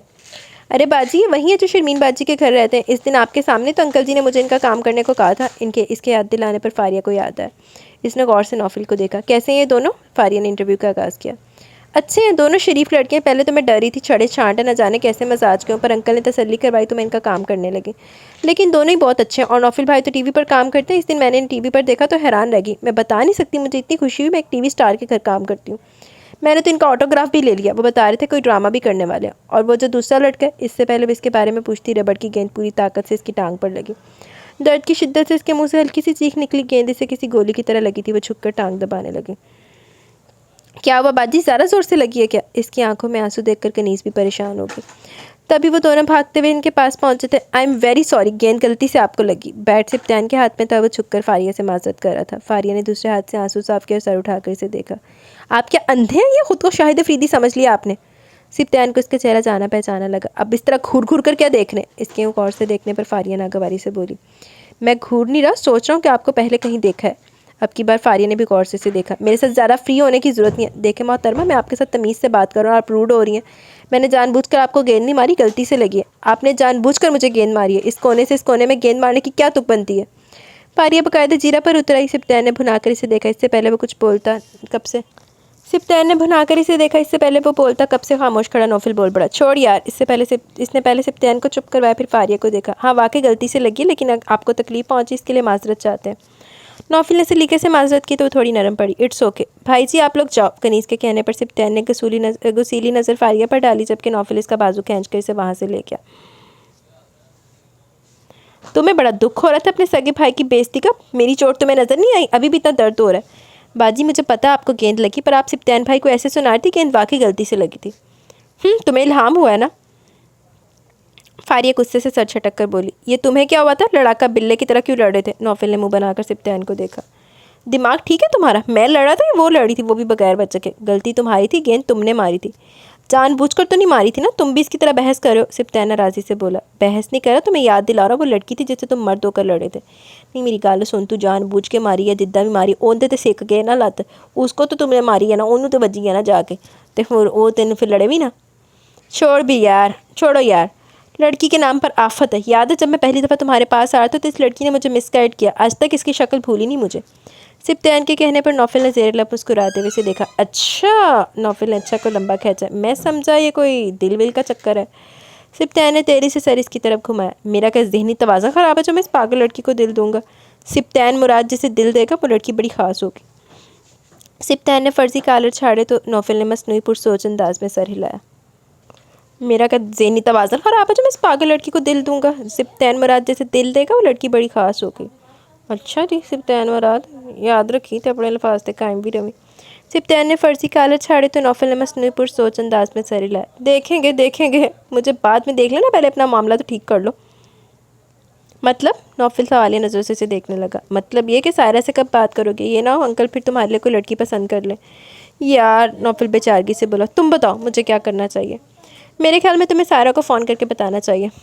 नौफिल ने हुनकारा भरकर जेब से फ़ोन निकाला और सायरा का नंबर मिला। दूसरी घंटी पर इसने फ़ोन उठा लिया था। तुम्हें कैसे मेरी याद आ गई? छूटते सायरा ने सवाल किया। तो नौफिल सिप्तान की शक्ल देखने लगा, जैसे पता नहीं क्या इशारे कर रहा था। याद आई है तो फ़ोन किया, जवाबन मुस्कुराकर बोला। कैसी जा रही है तुम्हारी जॉब? अच्छी जा रही है। और मॉडलिंग?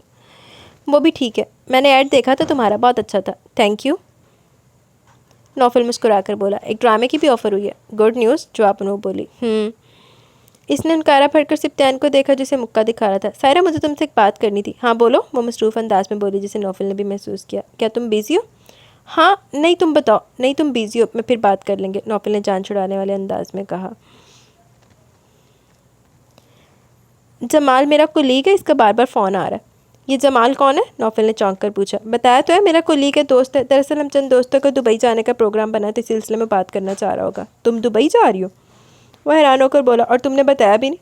तो तुम कौन से राब्ते में थे? और वैसे भी मैं हर बात हर किसी को बताकर नहीं करती। इसका किसी कहना नौफिल को बड़ा खटका था। तुम्हारे दोस्तों में कौन कौन है? शनीला है, आसिम, कामरान और जमाल। तुम लड़कों के साथ जा रही हो? मैं एक बार फिर हैरान हुआ। तो इसमें हर्ज क्या है? जवाबन वह हैरान होकर बोली। तुम्हारे पेरेंट्स ने इजाज़त दे दी? पापा तो नहीं मान रहे थे, पर मेरा मूड है जाने का। मैं खुद कमाती हूँ, मुझे किसी की परमिशन की ज़रूरत नहीं, वो खुद सिरी से बोली। तो नौफिल को पहली बार इसकी बेबाकी बहुत बुरी लगी। मुझे तुम्हारा दुबई जाना पसंद नहीं, इतने मेल फ्रेंड्स के साथ। What do you mean Naufil? दूसरी तरफ सायरा की नाराज़ आवाज़ सुनाई दी। मैं मेल फ्रेंड के साथ जाऊँ या फीमेल फ्रेंड के साथ? तुम्हें क्या एतराज़ है? एतराज़ है, मैंने तुम्हारी वजह से अपने पेरेंट्स की पसंद की हुई लड़की के लिए इनकार किया, और तुम औरों के साथ दुबई जा रही हो। अगर तुमने अपने पेरेंट्स को इनकार किया तो इसमें मेरा क्या कसूर है? मैंने तो तुमसे नहीं कहा था कि तुम मुझे पसंद करो, और वैसे भी इतने तंग नज़र आदमी के साथ मेरा गुजारा नहीं हो सकता। ये कहकर इसने फ़ोन बंद कर दिया। नौफिल अपना सा मुँह लेकर रह गया। बहुत चंगा रहते ना, तो ही डिज़र्व करता सी। क्या हुआ? सिप्तान के पूछने पर इसने सायरा की सारी बातें से बता दी। जवाबन सिप्तान हंसते हुए लोट पोट होने लगा। तुम्हें तो इसकी बोल्डनेस पसंद थी, अब क्या हुआ? सिप्तान इसका मजाक उड़ाने लगा और अंदर अंदर दिल मिलाने लगा। सो नतीजा ये निकला कि वो तुम में इंटरेस्टेड ही नहीं। तुम्हारी खातिर वो ट्रिप कैंसिल नहीं कर सकती, तो और क्या उम्मीद रखते हो? बल्कि जो अपने पेरेंट्स को अहमियत नहीं देती, वो तुम्हें क्या देगी? और तुम्हें तो छोड़ो, तुम्हारे अम्मी अब्बू को क्या समझेगी? और करो सायरा सायरा क्या करो। फिर हंसने लगा। नौफिल को इसे देखकर इतना गुस्सा आ रहा था कि इसने सोफे पर रखे सारे कुशन इसे मारने शुरू कर दिए। शर्मीन, खावर साहब ने अंदर दाखिल होते शर्मीन को आवाज़ दी। जी अब्बू। वो किचन से बाहर निकली। एक गिलास पानी तो पिलाओ। जी। वो जल्दी से पानी का ग्लास लेकर आई, जिसे इन्होंने एक ही घूंट में खाली कर दिया। आज आपने बहुत देर कर दी। हाँ, बस काम से चला गया था, इनका अंदाज टालने वाला था। कहाँ गए थे अब्बू? थके हुए लग रहे। एक रिश्ते करवाने वाली औरत से मिलने गया था। अब्बू आप दूसरी शादी करें? शर्मीन आंखें फैलाकर बोली। ओए होए, पागल छल्ली ना हो तो। खावर साहब खुलकर हंसे थे। मेरी उम्र है शादी की, तुम्हारी बात करने गया था। क्या ज़रूरत है अब्बू? वो बेजारी से बोली। ज़रूरत है ना बेटा, पहले इतनी देर होगी, और वो भी मेरी गलती से। मैं शायद की बात पर भरोसा करके बैठ के अब सोचता हूँ तो रह कर अफसोस होता है। अब्बू तो इनके बेटे को चलता करे फिर। नहीं बेटा, मैं इसे कमजरफी का मुजाहरा नहीं कर सकता, इनका फेल इनके साथ। वो कपड़े छाटते हुए खड़े हो गए। वो औरत 3-4 दिन तक एक रिश्ता लेकर आएगी। अब्बू मुझे शादी नहीं करनी, मैं चलेगी तो आप अकेले हो जाएंगे, मैं आपको अकेला नहीं छोड़ सकती। वो रहानसी होकर बोली। पागल, उन्होंने इसे अपने साथ लगाया। बेटियां पराई होती हैं, माँ बाप सदा साथ नहीं रहते। बेटियां जितनी जल्दी अपने घरों में आबाद हो जाए, इतना ही माँ बाप को सुकून मिलता है। क्या तुम नहीं चाहती कि मुझे सुकून मिले, मैं अपना फ़र्ज़ खुशता सलूबी से अदा करूँ? वो कुछ बोली नहीं, आंखें बंद किए इनके सीने से लगी रही। दरवाजे पर होने वाली मुसलसल दस्तक वो बमुश्किल उठा। भारी होते और चकराते सर के साथ इसने दरवाज़ा खोला। सामने कनीज़ खड़ी थी। सलाम नौफिल भाई, आज आप घर में खैरियत थी? इसने अंदर आते हुए पूछा। हाँ, कुछ तबीयत ठीक नहीं। जब वो बोला तो इसकी आवाज़ भी भारी थी। क्या हुआ आपको? कनीज़ अब रुक कर इसका चेहरा देखने लगी, जो बुखार की हिद्दत से सुर्ख हो रहा था। बुखार है? तो सिप्तान भाई किधर है? वो ऑफिस के। कहकर वो बेड पर जाकर लेट गया तो कनीज़ सफाई में मसरूफ़ होगी। वो नींद में था जब कनीज़ दोबारा इसके सर पर आकर खड़ी होगी। भाई जी, खाने में क्या पकाऊं? कुछ भी पका लो, वो बेजारी से बोला तो वो सर हिलाकर किचन में आ गई। थोड़ी देर बाद वो फिर नौफिल के सराहने कर दी। भाई जी, किचन में तो कुछ भी नहीं, प्याज लहसुन टमाटर सब खत्म है, चिकन भी नहीं है और दालें भी खत्म है। एक दफ़ा में सारा कहत पड़ गया था। नौफिल का दिल चाह अपना सर फाड़ ले। रहने दो, सिप्तान आते कुछ ले आएगा। कैसी बातें करते हैं भाई, इस हालत में बाजारी खाना आपके लिए ठीक नहीं। अब कुछ नहीं है तो मेरा सर पकाओगी? नौफिल चिढ़कर बोला तो कनीज़ खामोश होगी। अच्छा फिर मैं चलती हूँ, सफाई हो गई है। कहकर वो बाहर निकल गई। इसने फ़ोन एक कान से दूसरे कान पर मुंतकिल किया। अब मुसलसल बेल जा रही थी, लेकिन कोई फ़ोन नहीं उठा रहा था। आज तुम जल्दी आ गई कनीज़। कनीज़ को आता देखकर शर्मीन ने हैरत का इजहार किया। जी बाजी, नौफिल भाई की सफाई करने गई थी, तो वो आज घर पर ही थे। खाना बनाने में टाइम लगता है, लेकिन आज किचन में कुछ था ही नहीं, तो खाना बनाए बगैर आ गई। शर्मीन हुनकारा बनकर खामोश हो गई। काम के दौरान भी कनीज़ को नौफल की फ़िक्र सताती रही। क्या बताऊँ बाजी, मुझे नौफल भाई पर बड़ा तरस आया। बेचारे, इसने मुकम्मल अफसोस का इजहार किया तो कब से नज़रअंदाज करती शर्मीन को बोलना पड़ा। क्यों, तरस क्यों आ रहा था तुम्हें? बड़ा सख्त बुखार चढ़ा नौफल भाई को, शक्ल से पता चल रहा था। ऊपर से अकेले ना माँ ना बहन, कोई पास नहीं पूछने वाला, और पता नहीं सुबह से कुछ खाया भी है नहीं। मैं कुछ बना कर दे आती पर सारा किचन भाएँ भाएँ कर रहा था। इसकी कैफियत सुनकर कुछ लम्हों के लिए शर्मीन भी सोच में पड़ गई। फिर उठकर किचन में आगे फ्रीजर से चिकन निकाल के इसने देगची में यखनी बनाने के लिए रख दी दूसरे चूल्हे पर। खिचड़ी के लिए चावल रख दिए, खुद बाहर आके कनीस अभी भी नौफल भाई की गर्दान कर रही थी। कनीस वो जाने लगी तो जब शर्मीन ने इसे आवाज़ देकर रोक लिया। ये सूप और खिचड़ी ले जाओ और इसे अपने नौफल भाई को दे दो, इसने रुमाल से ढकी ट्रे से थमाते हुए कहा। बाजी, ये तो आपने बड़ा नेक काम किया। ट्रे देकर कनीस खुश होगी। मैं अभी देकर आती हूँ। वो ट्रे थाम कर खुशी खुशी नेक्सी की तरफ बढ़ गई। दरवाजे पर होने वाली दस्तक पर नौफल ने गुस्से से रजाई हटाई। इसका इरादा आने वाले को सख्त सुनाने का था, लेकिन दरवाजे में ट्रे थामे कनीस को देखकर वो खामोश रह गया। नौफल भाई, ये शर्मीन भाजी ने खाना आपके लिए भेजा, सूप भी साथ है। बड़ी अच्छी है हमारी शर्मीन भाजी। जैसे मैंने आपकी बीमारी के बारे में बताया, इन्होंने इसी वक्त आपके लिए परहेजी खाना बनाकर भेज दिया। कनीस ने ट्रे किचन शेल्फ पर रख दी और सूप का प्याला लाकर इसे दिया। ये पी लें। नौफल का दिल नहीं चाह रहा था, लेकिन कनीस की का खलूस देख कर वो इनकार नहीं कर सका। सूप इतने मज़े का था कि पूरा प्याला खाली कर गया। सूप पीने के बाद अजीब सा सुकून मिला। कनीस, तुम्हारा बहुत शुक्रिया। भाई जी, मेरा कैसा शुक्रिया? शुक्रिया तो शर्मीन बाजी का अदा करें जिन्हें ख्याल आया। वो मुँह से कुछ नहीं बोला, लेकिन दिल से इस लड़की का ममनून था। अच्छा, अब मैं चलती हूँ, आपको भूख लगे तो वो खिचड़ी है वो खा लेना। शाम में जब सिप्तैन आया तो भरपूर नींद लेने के बाद नौफल की तबीयत काफ़ी बेहतर थी। अब कैसी तबीयत है? इसे देखते सिप्तैन ने पूछा। बेहतर हूँ। दवाई ली थी? हाँ। और कुछ खाया था? सिप्तैन बाजार से लाया हुआ सामान मेज़ पर रखते हुए पूछने लगा। हाँ अंकल, खावर की बेटी ने सूप और खिचड़ी बनाकर भेजी थी। ओह। सिप्तैन रुक कर इसे देखने लगा। वाह क्या बात है, यहाँ तो बड़ी खातर मदारत हो रही है। लगता है अच्छी लड़की है। एक वो तुम्हारी सायरा बेगम है, इसको फ़ोन किया था तुम्हारे बुखार का बताया तो कहने लगी बुखार ही है ना, इसके नज़दीक तुम्हारी ये अहमियत है। और जिसे तुम पसंद नहीं करते वो इतनी अच्छी है कि बगैर किसी वास्ते के सिर्फ तुम्हारी बीमारी का सुनकर खाना भेज दिया। सायरा का जिक्र अब दोबारा मेरे साथ ना करना। और तुम्हें क्या ज़रूरत थी इसे फ़ोन करने की? नौफल गुस्से से बोला। तुम्हारे लिए किया था, मुझे क्या पता वो आगे से इतना रूडली बोलेगी। ख़त्म करो अभी सायरा का किस्सा और मुझे ये बताओ, तुमसे कल कहा था किचन का सामान ख़त्म है तो लेकर क्यों नहीं आए? कुछ होता तो कनीज़ बना जाती, कम अज़ कम एहसान तो ना लेना पड़ता। सिप्तैन किचन से खिचड़ी वाली प्लेट उठा लाया। बड़े एहसान फरामोश हो। एक तो इस रहमदिल लड़की ने तुम पर मेहरबानी की, इतने मज़े का खाना। वो खिचड़ी खाते हुए बोला। यही खाना कनीज़ बनाती तो हलक से नीचे एक नवाला नहीं उतरना था। अब ये रहमदिल शहज़ादी के जिक्र को ख़त्म करो। ये बताओ सामान क्यों नहीं लेकर आए? याद नहीं रहा यार, सिप्तैन खाते हुए मगन अंदाज में बोला। अभी लेकर आता हूँ। चलो जाओ फिर, जाके ग्रोसरी करके ले आओ। वो किचन का सामान लेकर आए तो लॉन में खावर साहब से मुलाकात होगी। वो फूलों को पानी दे रहे थे। वो इनका शुक्रिया अदा करने के लिए रुक गया। कैसे हैं अंकल? खावर साहब ने चौंक कर इसे देखा और पाइप गमले में डाल दिया। मैं ठीक हूँ, तुम सुनाओ? मैं भी ठीक हूँ अंकल, आपका शुक्रिया अदा करना था। किस बात का? खावर साहब हैरत से देखने लगे। नौफल के लिए खाना भिजवाने का। खाना? वो मज़ीद हैरान हुए। अच्छा, मेरे इल्म में ये बात नहीं थी। जी। वो सर खुजाते हुए अंदर की तरफ बढ़ गया। वो किचन में सामान रख रहा था कि नौफल भी इसके पीछे आ गया। कुछ चाहिए था? हाँ, चाय पीने का दिल चाह रहा है। बैठो बनाता हूँ। सिप्तैन आस्ती ने चढ़ाते हुए सुगड़ औरतों की तरह चिकन धोते हुए बोला। तभी साथ वाले किचन से खावर साहब की आवाज़ आई। अभी बाहर मुझे सिप्तैन मिला, वो बता रहा था तुमने नौफल की तरफ खाना भी भेजा था। सिप्तैन ने बेसाख्ता नौफल की तरफ देखा जो इसे देख रहा था। जी अब्बू, कनीज़ बता रही थी इनकी तबीयत ठीक नहीं और किचन में खाना बनाने के लिए सामान भी नहीं, तो मैंने सूप और खिचड़ी बनाकर भेज दी। जवाबन शर्मीन की आवाज़ सुनाई दी। क्या मैंने गलत किया अब्बू? इन्हें खामोश देखकर शर्मीन ने मज़ीद पूछा। नहीं बेटा, तुमने तो नेकी का काम किया। अब क्या कर रही हो? कुछ नहीं अब्बू, आपके लिए मछली फ्राई कर रही हूँ। मेरी बेटी को हर वक्त अब्बू की फ़िक्र रहती, कभी अपनी भी फ़िक्र कर लिया करो। इनकी बात सुनकर मुस्कुराकर बोली। मुझे क्या, अब अब्बू अच्छी भली तो इतनी ज़्यादा मछली फ्राई कर ली है, कौन खाएगा? वो हैरान होकर बोले। ऐसा करता हूँ, ये थोड़ी सी नौफल को दे आता हूँ और तुम ये फारिया को दो। अब्बू मैं जाऊँ? वो हैरत से बोली। तो क्या हुआ, ये घर 2 घर छोड़कर इसका घर है, साथ से मिल भी आओ। वो बहुत शिकवा करती, तुम इसका घर नहीं चाहती। चलो ऐसा करता हूँ, मैं तुम्हें गेट तक छोड़ आता हूँ। जी, मैं कपड़े बदल लूँ। अब दूसरी तरफ खामोशी छा गई तो सिप्तैन ने चाय कपों में डालकर एक कप नौफल की तरफ बढ़ाया। चलो मन लगता फाइनली अज नौफल साहब ने दीदार हो ही जाएगा। मछली आ रही है, सिप्तैन चटखारा लेकर बोला तो नौफल की हंसी छूट गई। होए होए, वैसे ये वाला ना, ये एक बहुत ना खुशी वाला मोमेंट होता है जब आपको पहले से पता चल जाए ना हम साया के घर से गुजारा है और आपके पास आपको भूख भी लगी हो, तो ये एक बहुत प्रेशियस मोमेंट होता है। शाम को हमारे साथ भी ऐसा ही हुआ था। तो वो ना हमारी भी हमसाई का मैसेज आया था, मैं बिरयानी लेके आ रही हूँ, बिरयानी भेज रही हूँ यहाँ पे ना। तो उस टाइम भूख भी बड़ी लगी हुई थी, तो वो हमें इतनी अच्छी लगी ना शाम को इवन कि उसकी ना बिरयानी में मिर्चें बहुत तेज़ थी, बनी बड़ी अच्छी हुई थी लेकिन मिर्चें बहुत तेज़ थी, हम लोग फिर भी खा गए थे। कितने नदीदे हो तुम, खाने की जिक्र पे यूँ खुश होते हो जैसे कभी खाना ही नहीं खाया। खाना तो खाता हूँ लेकिन यहाँ का अच्छा खाना कभी कभी मिलता है। तुम्हारा कुछ नहीं हो सकता, नौफिल ने अफसोस से सर लिया। मैं ज़रा रहम दिल शहज़ादी को देखने जा रहा हूँ। क्या मतलब? नौफिल सटपटा है। यार सुना नहीं, वो अपनी दोस्त के घर जा रही है, तो जाहिर बात है बाहर निकलेगी, इसी बहाने में इसकी शक्ल देख लूँगा। सिप्तैन, ये क्या पागलपन है? नौफिल गुस्से से बोला। लेक्चर बाद में देना, अभी मैं जा रहा हूँ। वो भागकर बाहर निकल गया, लेकिन काफ़ी देर खड़े रहने के बावजूद कोई नज़र नहीं आया तो मायूस होकर अंदर आ गया। देखा है रहमदिल शहज़ादी को? नौफिल ने मुस्कुराकर इसका उतरा हुआ चेहरा देखा तो वो सरनफी में हिलाकर रह गया। आज शर्मीन कहाँ से रास्ता भूल गई है? दरवाज़ा समरा भाभी ने खोला और इसे देखकर हैरत का मुजाहरा किया। बस आप लोगों की याद आ रही थी तो सोचा मिल लो। वो धीमे से मुस्कुराकर बोली। ये क्या? इन्होंने इसके हाथ में पकड़ी प्लेट को देखकर पूछा। मछली फ्राई की थी, सोचा आप लोगों के लिए लेती जाओ। ओह, ये तो अच्छा किया। इन्होंने जल्दी से इसके हाथ से प्लेट ले ली और प्लेट उठाकर मछली चखने लगी।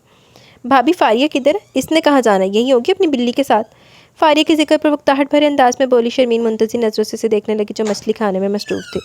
एक पीस खाने के बाद इन्हें एहसास हुआ मुंतज़ी नज़रों से इन्हें देख रही है। किचन की पिछली तरफ देख लो, वहीं होगी। जी। वो सरी लाकर किचन में आके पिछला दरवाज़ा खोलकर इसने गली में झांका। गली के आखिरी कोने पर इसे फारिया की झलक नजर आई तो इसी तरफ चल पड़ी। हाउ! पास जाकर इसने ज़ोर से आवाज़ निकाली तो मगर अंदाज में फीवी को नहलाती फारिया डर के मारे उछल पड़ी। बदतमीज़ ना हो तो डरा दिया। वो सीने पर हाथ रख कर उठी और इसके गले लगी। तुम्हें देखकर इतनी खुशी हो रही है कि बता नहीं सकती। वो इसे मज़ीद भेंच कर बोली। हाँ, वो तो मुझे अंदाज़ा हो रहा, मुझे छोड़ो भी। शर्मीन हंसते हुए ज़बरदस्ती से लग हुई। ये तुम क्या इतनी सर्दी में इस बेचारी बिल्ली को नहला रही हो? क्या करूं, पता नहीं कहाँ से कीचड़ में मुंह मार कर आ गई है। सारी की सारी गंदी हो रही थी और भाभी का तुम्हें पता है, मैं इसे लेकर यहाँ आएगी। अब देखो कैसी चमक रही है मेरी फीफी। इसने प्यार से इसके सर पर हाथ फेरा तो इसका बिल्ली के लिए प्यार देखकर मुस्कुरा दी। तुम्हारे लिए मछली लेकर आई थी, रास्ते में भाभी मिल गई तो इन्हें देना पड़ी। जाओ जाकर ले लो इससे पहले कि वो ख़त्म हो जाए। ओफो, तुमने इन्हें क्यों दी? फारिया को शदीद अफसोस हुआ। तुम मम्मी के कमरे में चलकर बैठो, मैं प्लेट लेकर अभी आती हूँ। चलो फीफी। इसने तेज़ी से चलते हुए बिल्ली को इशारा किया जो भागती हुई इसके पीछे गई थी। अस्सलाम वालेकुम आंटी। अरे शर्मीन बेटी आई है। नुसरत आंटी से देखकर खुश हुई थी। फारिया से नहीं मिली? मिली हूँ आंटी, वो आ रही है। वो कहकर इनके करीब बैठ गई। तभी फारिया प्लेट लिए अंदर आ गई। अम्मी देखे, शर्मीन फ़िश लेकर आई है। बेटा तुमने क्यों जहमत की? नुसरत के कहने पर मुस्कुराकर बोली। आंटी जहमत की तो कोई बात नहीं, मुझे पता था फारिया को फ़िश पसंद है इसलिए लेकर आ गई। ये समरा क्यों बड़बड़ा रही है? क्योंकि मैं इनके मुँह का नवाला छीन लाई हूँ। क्या मतलब? नुसरत समझी नहीं। ये प्लेट फारिया ने हाथ में उठाकर इसकी तरफ इशारा किया। इनके पास थी और शर्मीन ये मेरे लिए लाई थी इसलिए मैं जाकर ले आई। वो मज़े से खाते हुए बोली। हद करती हो तुम फारिया। नुसरत ने नाराज़गी से देखा। बेटा तुम तो इसकी दोस्त हो, तुम समझाओ इसे, कब छोड़ेगी ये बचपना? समरा को आगे मौका चाहिए होता है इसकी शिकायत करने का और ये इसे मज़ीद मौका देती है। वो तंग नज़री का मुजाहरा करती है तो इसे इग्नोर करना चाहिए, लेकिन ये इग्नोर करने के बजाय बाकायदा मुकाबले पर उतर आती है। जो उन्हें इग्नोर करना शुरू कर देता ना इन्हें तो अंदर जिसका अर्ध भी जीना हराम हो जाना। फारिया ये क्या कह रही है आंटी? अम्मी को आदत होगी मेरी शिकायत करने की।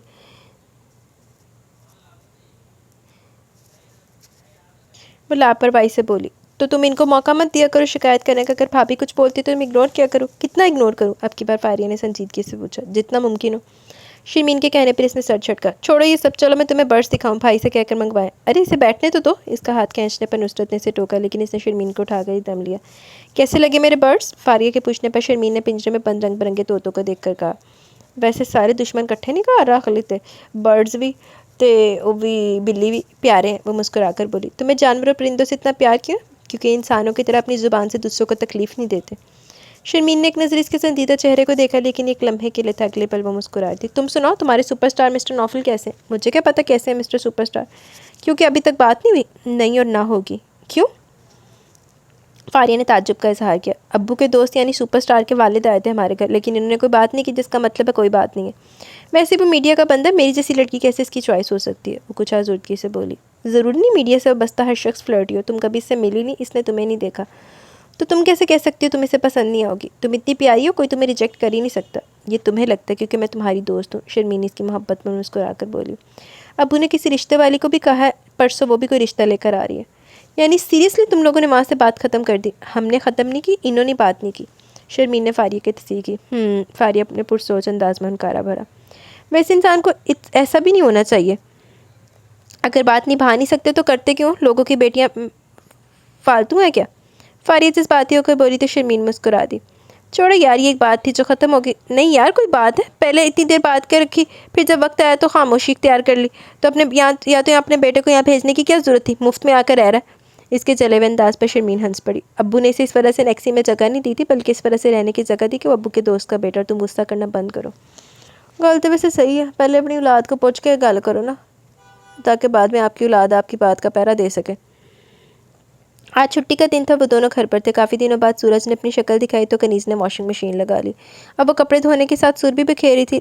सिप्तान लैपटॉप पर, नौफिल किचन में काम करते हुए कनीज़ की मौसीकी से पूरी तरह लुत्फ़अंदोज़ हो रहे थे। भाई जी, मैंने कपड़े धो दिए, अब हंडिया बनाने लगी हूँ। कनीज़ की तफसील पर सिप्तान ने सवालिया नज़रों से देखा। आप कपड़े छत पर डालो, इसने पूछा नहीं, सीधा सीधा हुक्म दिया था। मैं? सिप्तान को झटका लगा, फिर संभल कर बोला, तुम ऐसा करो, नौफिल से कहो, मैं ऑफिस का बड़ा ज़रूरी काम कर रहा हूँ। ओए होए, नौफिल तो काम पादा। अच्छा जी। वो मुँह बनाकर किचन की तरफ मुड़ के जहाँ नौफिल खड़ा अपने लिए चाय बना रहा था। नौफिल भाई, ज़रा कपड़े ऊपर डालें, आज मुझे देर होगी, अभी मुझे हंडिया भी बनानी है। कनीज़ ने इतनी बेचारगी से कहा कि नौफिल इसे इनकार ही नहीं कर सका। ओए होए, इसे कैसा सिप्तान ने फंसाया नौफिल ने। छत पर लगी रस्सी पर कपड़े फैलाकर वहीं धूप में खड़ा हो गया। नरम गरम धूप जिस्म को सुकून दे रही थी। तभी कदमों की आहट पर इसने गर्दन घुमाकर देखा। आसमानी कमीज़ और सफ़ेद शॉल में वो जो भी थी, इस खूबसूरत सुबह का हिस्सा लग रही थी। वो नज़रें हटाए बगैर इसे देखता रहा। इस लड़की की नज़र अब तक इस पर नहीं पड़ी थी। वो अपने ध्यान में चलती हुई इसके करीब आ रही थी, तभी इसने सामने देखा और चौंक कर रुक गई। इसकी आंखों का पहला तासुर हैरत था, लेकिन अगले पल वो रुख मोड़ गई।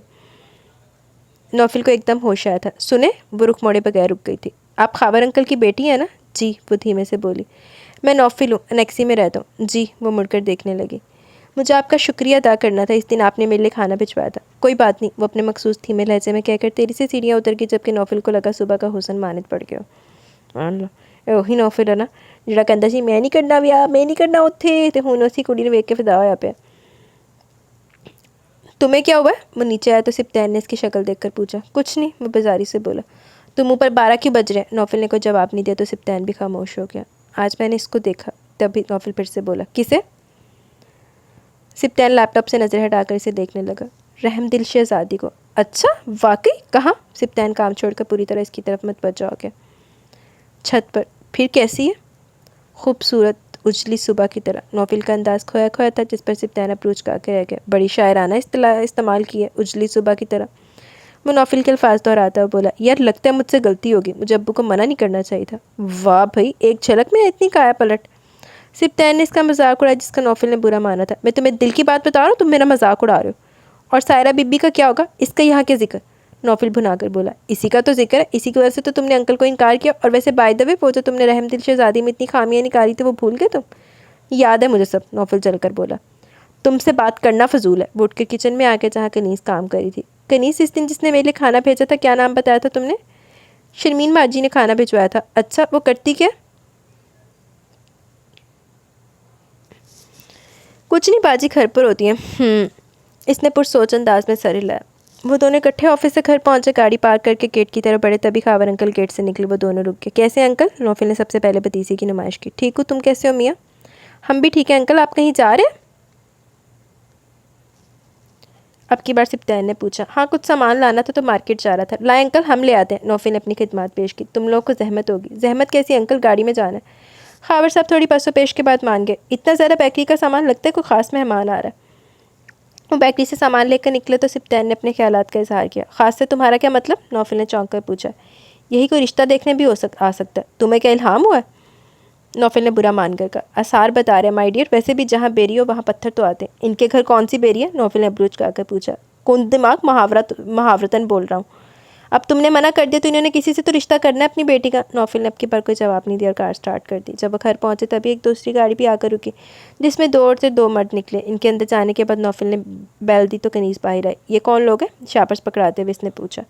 शर्मीन बाजी के रिश्ते के लिए आए। कनीज़ के कहने पर नौफिल अपना सा मुँह लेकर रह गया। सिप्तान के अंदाजे की तस्दीक होगी। देख लो, मैंने कहा था ना। सिप्तान ने दांत निकाल कर तो नौफिल का दिल चाहे इसके दांत तोड़ दे। पहले तो अपना दिमाग तोड़, तेनू बोतियाँ कालियाँ सी इनकार करन दिया। इसे बिल्कुल अंदाज़ा नहीं था कि इसे इतना बुरा क्यों लग रहा था। अंदर आकर नौफिल बेचैनी से इधर उधर फिरता रहा। सिप्तान सोफे पर नीम तराज कब से इसकी हरकत देख रहा था, जो कभी किचन में जा रहा था, कभी कमरे में। नौफिल, तुम्हें आखिर परेशानी किस बात की है? आखिर इसने पूछ लिया। यार, वो रिश्ते वाले क्यों आए? इसका रिश्ता कहीं तय ना हो जाए।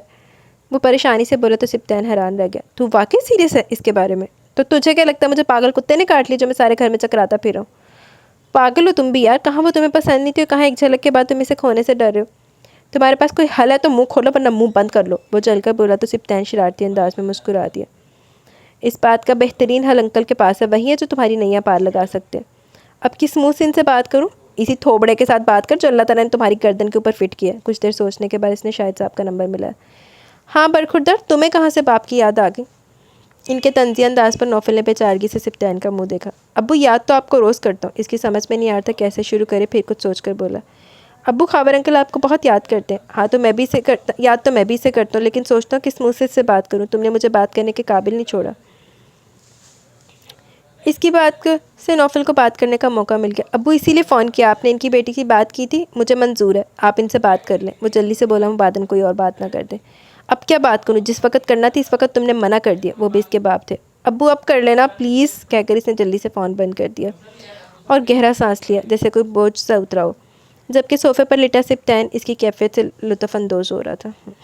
सही तेरे कासबाल निकले ने। ज़ोहर की नमाज़ के बाद वो सुस्ताने लेट की, तभी दरवाजे पर दस्तक देकर नवीद अंदर दाखिल हुआ। अम्मी आप सो तो नहीं रही थी? इन्हें लेटा देखकर वहीं रुक गया। नहीं वैसे ही लेटी थी, तुम आओ। वो लेटे से उठकर बैठी। वो आकर इनके करीब बैठ गया। नुसरत गौर से अपने बेटे का चेहरा देखने लगी, जो यकीनन इनसे कोई बात करने आया था, लेकिन क्या बात इन्हें मालूम नहीं था। अम्मी फारिया के बारे में क्या सोचा आपने? फारिया के बारे में क्या सोचना है? वो हैरान होकर बोली, मेरा मतलब इसकी शादी के बारे में क्या सोचा आपने? क्या इसकी शादी नहीं करनी? करनी है, क्यों नहीं करनी? कोई अच्छा रिश्ता तो। अम्मी एक रिश्ता है तो। कुछ देर बाद वो रुक रुक कर बोला, अल्लाह मन लगता बुढ़ी दी पट्टी आ गया। कौन? वो जांचती नज़रों से इसे देखने लगी। समरा का भाई नासिर। नुसरत ने गहरा सांस लेने नवीद से यही उम्मीद थी। तुमसे समरा ने कहा होगा? इन्होंने सवाल किया। समरा ने पहले भी बात की थी, कल रात को फिर किया। वो काफ़ी ज़ोर दे रही है। इसकी छोड़ो, तुम अपनी बताओ, तुम्हें नासिर फारिया के लिए ठीक लगता है? इनके सवाल पर कुछ देर के लिए वो जवाब ही नहीं दे सका। नासिर में ऐसी क्या खूबी है जो मैं अपनी बेटी इसके साथ प्यार दूँ? जॉब वो कोई करता नहीं, कोई ठिकाना इसका नहीं, हर वक्त तो वो यहाँ पाया जाता है। शादी के बाद वो कहाँ रखेगा अपनी बीवी को और कहाँ से खिलाएगा? अब ये तो नहीं नासिर समरा का भाई है तो मैं अपनी बेटी कुएं में धकेल दूँ? नाराज़ी से बोली। अम्मी मैंने वैसे ही एक बात की थी, नवीद शर्मिंदगी से बोला। बात करने से पहले सोच ही लेते क्या बात करने लगे हो, किसके बारे में करने लगे हो? फारिया तुम्हारी बहन है जिसको तुमने बेटियों की तरह पाला है। नवीद सर झुका कर रह गया। अम्मी समरा बार बार कह रही थी तो मैंने बात कर ली। नवीद बात करके शर्मिंदा था। समरा तुम्हें कुएं में छलांग लगाने के लिए कहेगी तो तुम कुएं में छलांग लगा दोगे? मैंने रिश्ता करवाने वाली औरत से कह रखा अगर तुम्हारी बीवी होने दे तो। वो पिछले दिनों एक रिश्ता लेकर आई थी, लेकिन तुम्हारी बीवी ने पता नहीं इनसे क्या कहा, वो दोबारा पलट कर नहीं आया। अच्छा वो तुमने खुद बात कर ली, अपनी बीवी को समझाओ ये फजूल हरकतें छोड़ दे। ऐसी ओछी हरकतें करने से मैं अपनी बेटी का रिश्ता इसके निकम्मे भाई से नहीं करने वाली। जी अम्मी आप गुस्सा ना करें, मैं इसे समझा दूंगा। लगता था नवीद ने कुछ ज़्यादा ही अच्छी तरह बीवी को समझा दिया। शाम तक इसका मूड बहुत ख़राब था। किचन में काम करते हुए मुसलसल बड़बड़ाती रही। है ये ऐसी काबल, उन्होंने इतना ही समझाना पैंता। अपनी बेटी को पता नहीं क्या समझते हैं, कहीं की शहजादी है ना जिसके लिए कुछ शहजादा उतरेगा। मेरा भाई निकम्मा है तो इनकी बेटी जैसे बड़ी हूर परी है। देखती हूँ कौन सा ऑफिसर मिलता है, मेरे भाई को भी कोई रिश्तों की कमी नहीं। फारिया कितनी देर तक समरा की बड़बड़ाहट सुनती रही, फिर तंग आकर उठकर कमरे में आ गई। ये भाभी को क्या हुआ? मुसलसल बोलती जा रही हूँ, कसीदा भी मेरी शान में पड़ रही है, हालांकि आज तो मेरा इनका सामना भी नहीं हुआ। नुसरत के सामने खड़ी होकर बोली, दोपहर में नवीद आया था नासिर का रिश्ता लेकर, मैंने भी अच्छी खासी सुनाई इसे। दिमाग ख़राब हो गया इसका और इसकी बीवी की हरकत भी बताई। इसने जाकर कुछ कहा होगा तभी जले तवे पर बैठी है तुम्हारी भाभी। लो तो आपने भाई को मना कर दिया ना? ओह तो आपने भाई को मना कर दिया ना? तो क्या ना करती? नहीं अम्मी आपने बहुत अच्छा किया। फारिया ने से शुक्र अदा किया। अब तुम किधर जा रही हो? भाभी तो रात तक यूँ ही बोलती रहेंगी, मैं शर्मीन की तरफ जा रही हूँ। वो कहकर जल्दी से बाहर निकल गई। फीफी को गोद में उठाए गेट में दाखिल होने लगी कि फीफी ने छलांग लगा दी। वो इसे पकड़ने के लिए आगे झुकी जब जोर से इसका सर किसी से टकराया। इसे सही मानों में तारे भी दिन में तारे नजर आ गए। मुकाबिल को भी टक्कर जोर से लगी, तभी वो बिलबिलाया था। नजर नहीं आता जो पागलों की तरह टक्कर मारते फिर रहे? गलती फारिया की थी, फिर भी वो सर को थामते हुए अगले बंदे पर चढ़ दौड़ी और सामने वाले पर नजर पड़ते इसका गुस्सा और सवा हो गया। इसके माथे पर बल डाले सिप्तान खड़ा था। नज़र तो मुझे आपकी कमज़ोर लगती है, बल्कि नज़र के साथ दिमाग में भी कुछ खलल महसूस होता है जो आप लोगों से टकराती फिरती हैं। टकराती मैं हूँ? उंगली से अपनी तरफ इशारा किया। तो और क्या? मैं अपनी बिल्ली को पकड़ी थी, आप सामने आ गए। आप हटे सामने से। सिप्तान ने कुछ हैरत से इस बददिमाग लड़की को की गोद में जो देखा, जो बिल्ली को उठा रख कर अंदर चली गई। वो खोलते हुए दिमाग के साथ पार्क में निकल गया। कुछ देर पार्क में बैठे बच्चों को खेलते देखता रहा। कुछ देर बाद वहाँ से बोर होकर उठ गया। वापसी में लॉन में कोई भी नहीं था, अलबत्ता बिल्ली बड़े मदद से लॉन में मटर गश्त कर रही थी। वो अंदर जाते जाते रुक गया। इसने मुड़कर बिल्ली को जांचती नज़रों से देखा और फिर इन्हीं नज़रों से चारों तरफ देखा। दूर दूर तक कोई नहीं था। वो मुस्कुराकर बिल्ली की तरफ बढ़ा। वो जब अंदर आया तो नौफिल सोफे पर नींद दराज था। सिप्तान पर नज़र पड़ते हुए चौंक उठा था। ये किसकी बिल्ली लेकर आए हो? अपनी समझो। सिप्तान ने प्यार से बिल्ली की पुश्त को सहलाया। ओए होए बिल्ली चोरी करके लाया, पता भी तो चले। नौफिल अब गौर से बिल्ली को देख रहा था जो सिप्तान के हाथों में मुतमईन होकर बैठी थी। मैं बाहर से आ रहा था तो रास्ते में खड़ी थी, कहने लगी मैं भोली हूँ, मुझे भी साथ ले चलो, तो मैं इसे अंदर ले। वाह, नौफिल ने घूरा। अब तुम इतने सखी हो गए कि बिल्ली की ज़ुबान भी समझ, इतने जीनियस हो गए कि बिल्ली की ज़ुबान भी समझने लगे।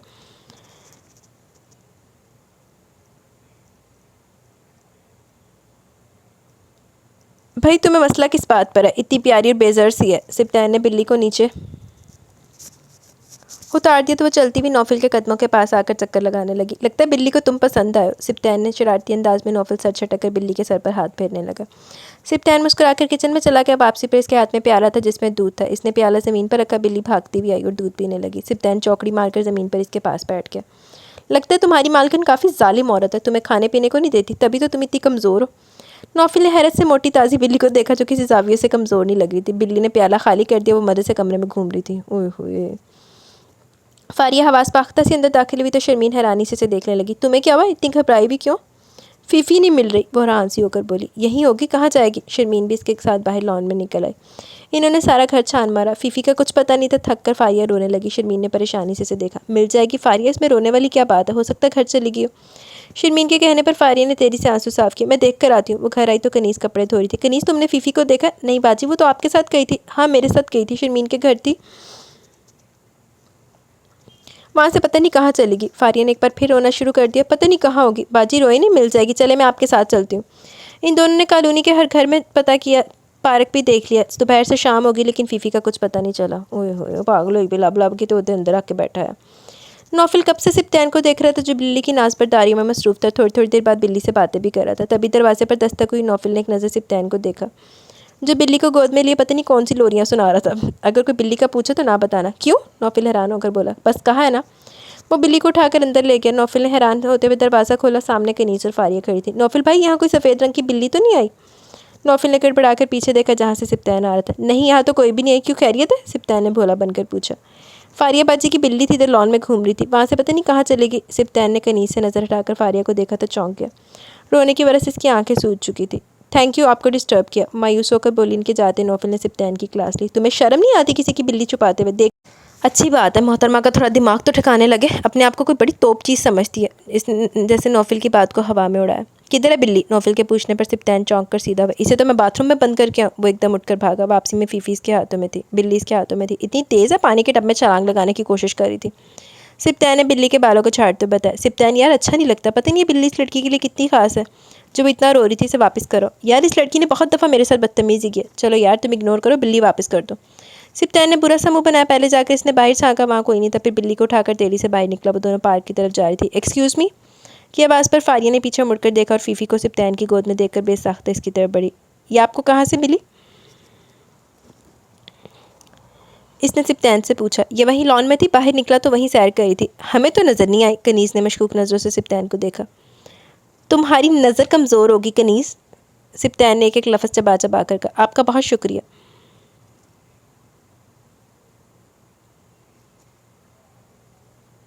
सिप्तान नाम है मेरा, इसके शुक्रिया अदा करने पर सिप्तान ने बताया। Thank you सिप्तान। फारिया आपकी बार मुस्कुराकर बोली तो सिप्तान की नज़र जैसे इसके चेहरे पर ठहर सी की। लगता है आपको ये बिल्ली बहुत प्यारी है। इसकी खामोशी देखकर सिप्तान को पूछना पड़ा। इसका नाम फीफी है, ये मुझे बहुत अजीज़ है। मेरी सालगिरह पर मेरे पापा ने मुझे गिफ्ट की थी। ये मेरे पास इनकी निशानी है, इस वजह से मुझे बहुत प्यारी है। एक पल के लिए सिप्तान को अपनी हरकत पर शर्मिंदगी हुई। एक बार फिर आपका शुक्रिया। फारिया ने मुस्कुराकर एक बार फिर इसका शुक्रिया अदा किया। सिप्तान को मुस्कुराती हुई न जाने की अच्छी लगी। इसको इसकी हर बदतमीज़ी भूल के बस यही याद रहा, वो मुस्कुराती हुई अच्छी लगती है। लो जी, सिप्तान साहब भी गए काम दो। वो कमरे में आई तो खावर साहब फ़ोन पर मसरूफ़ थे। वो बैठकर इनके फ्री होने का इंतज़ार करने लगी। फ़ोन रखकर इन्होंने गहरा सांस लिया। किसका फ़ोन था अब्बू? शायद का फ़ोन था। खैरियत थी?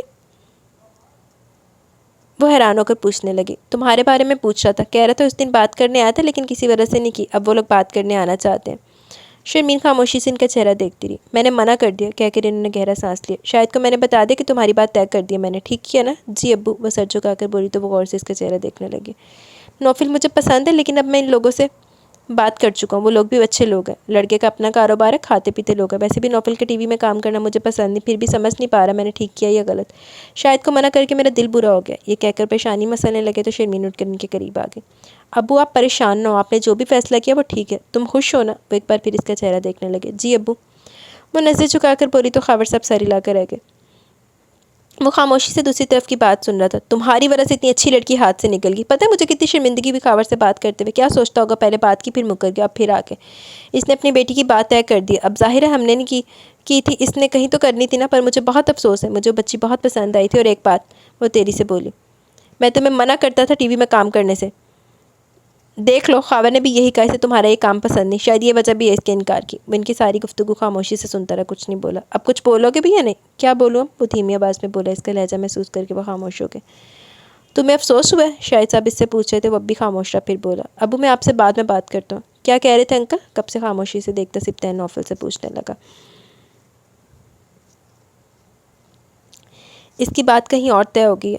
अब सिप्तैन ने सवालिया नज़रों से इसे देखा, जो फ़ोन सुनने के बाद बिल्कुल खामोश हो गया था। मेरा ख्याल है तुम्हें खावर अंकल से बात करनी चाहिए। नहीं, अब ये मुनासिब नहीं लगता। नौफल ने सिप्तैन की राय मुस्तरद कर दी और खुद उठकर बाहर निकल गया। जो करनी सी उदों की ना, तो हुण तेनों नौफल साहब ने भांबड़े उठ रहे हैं।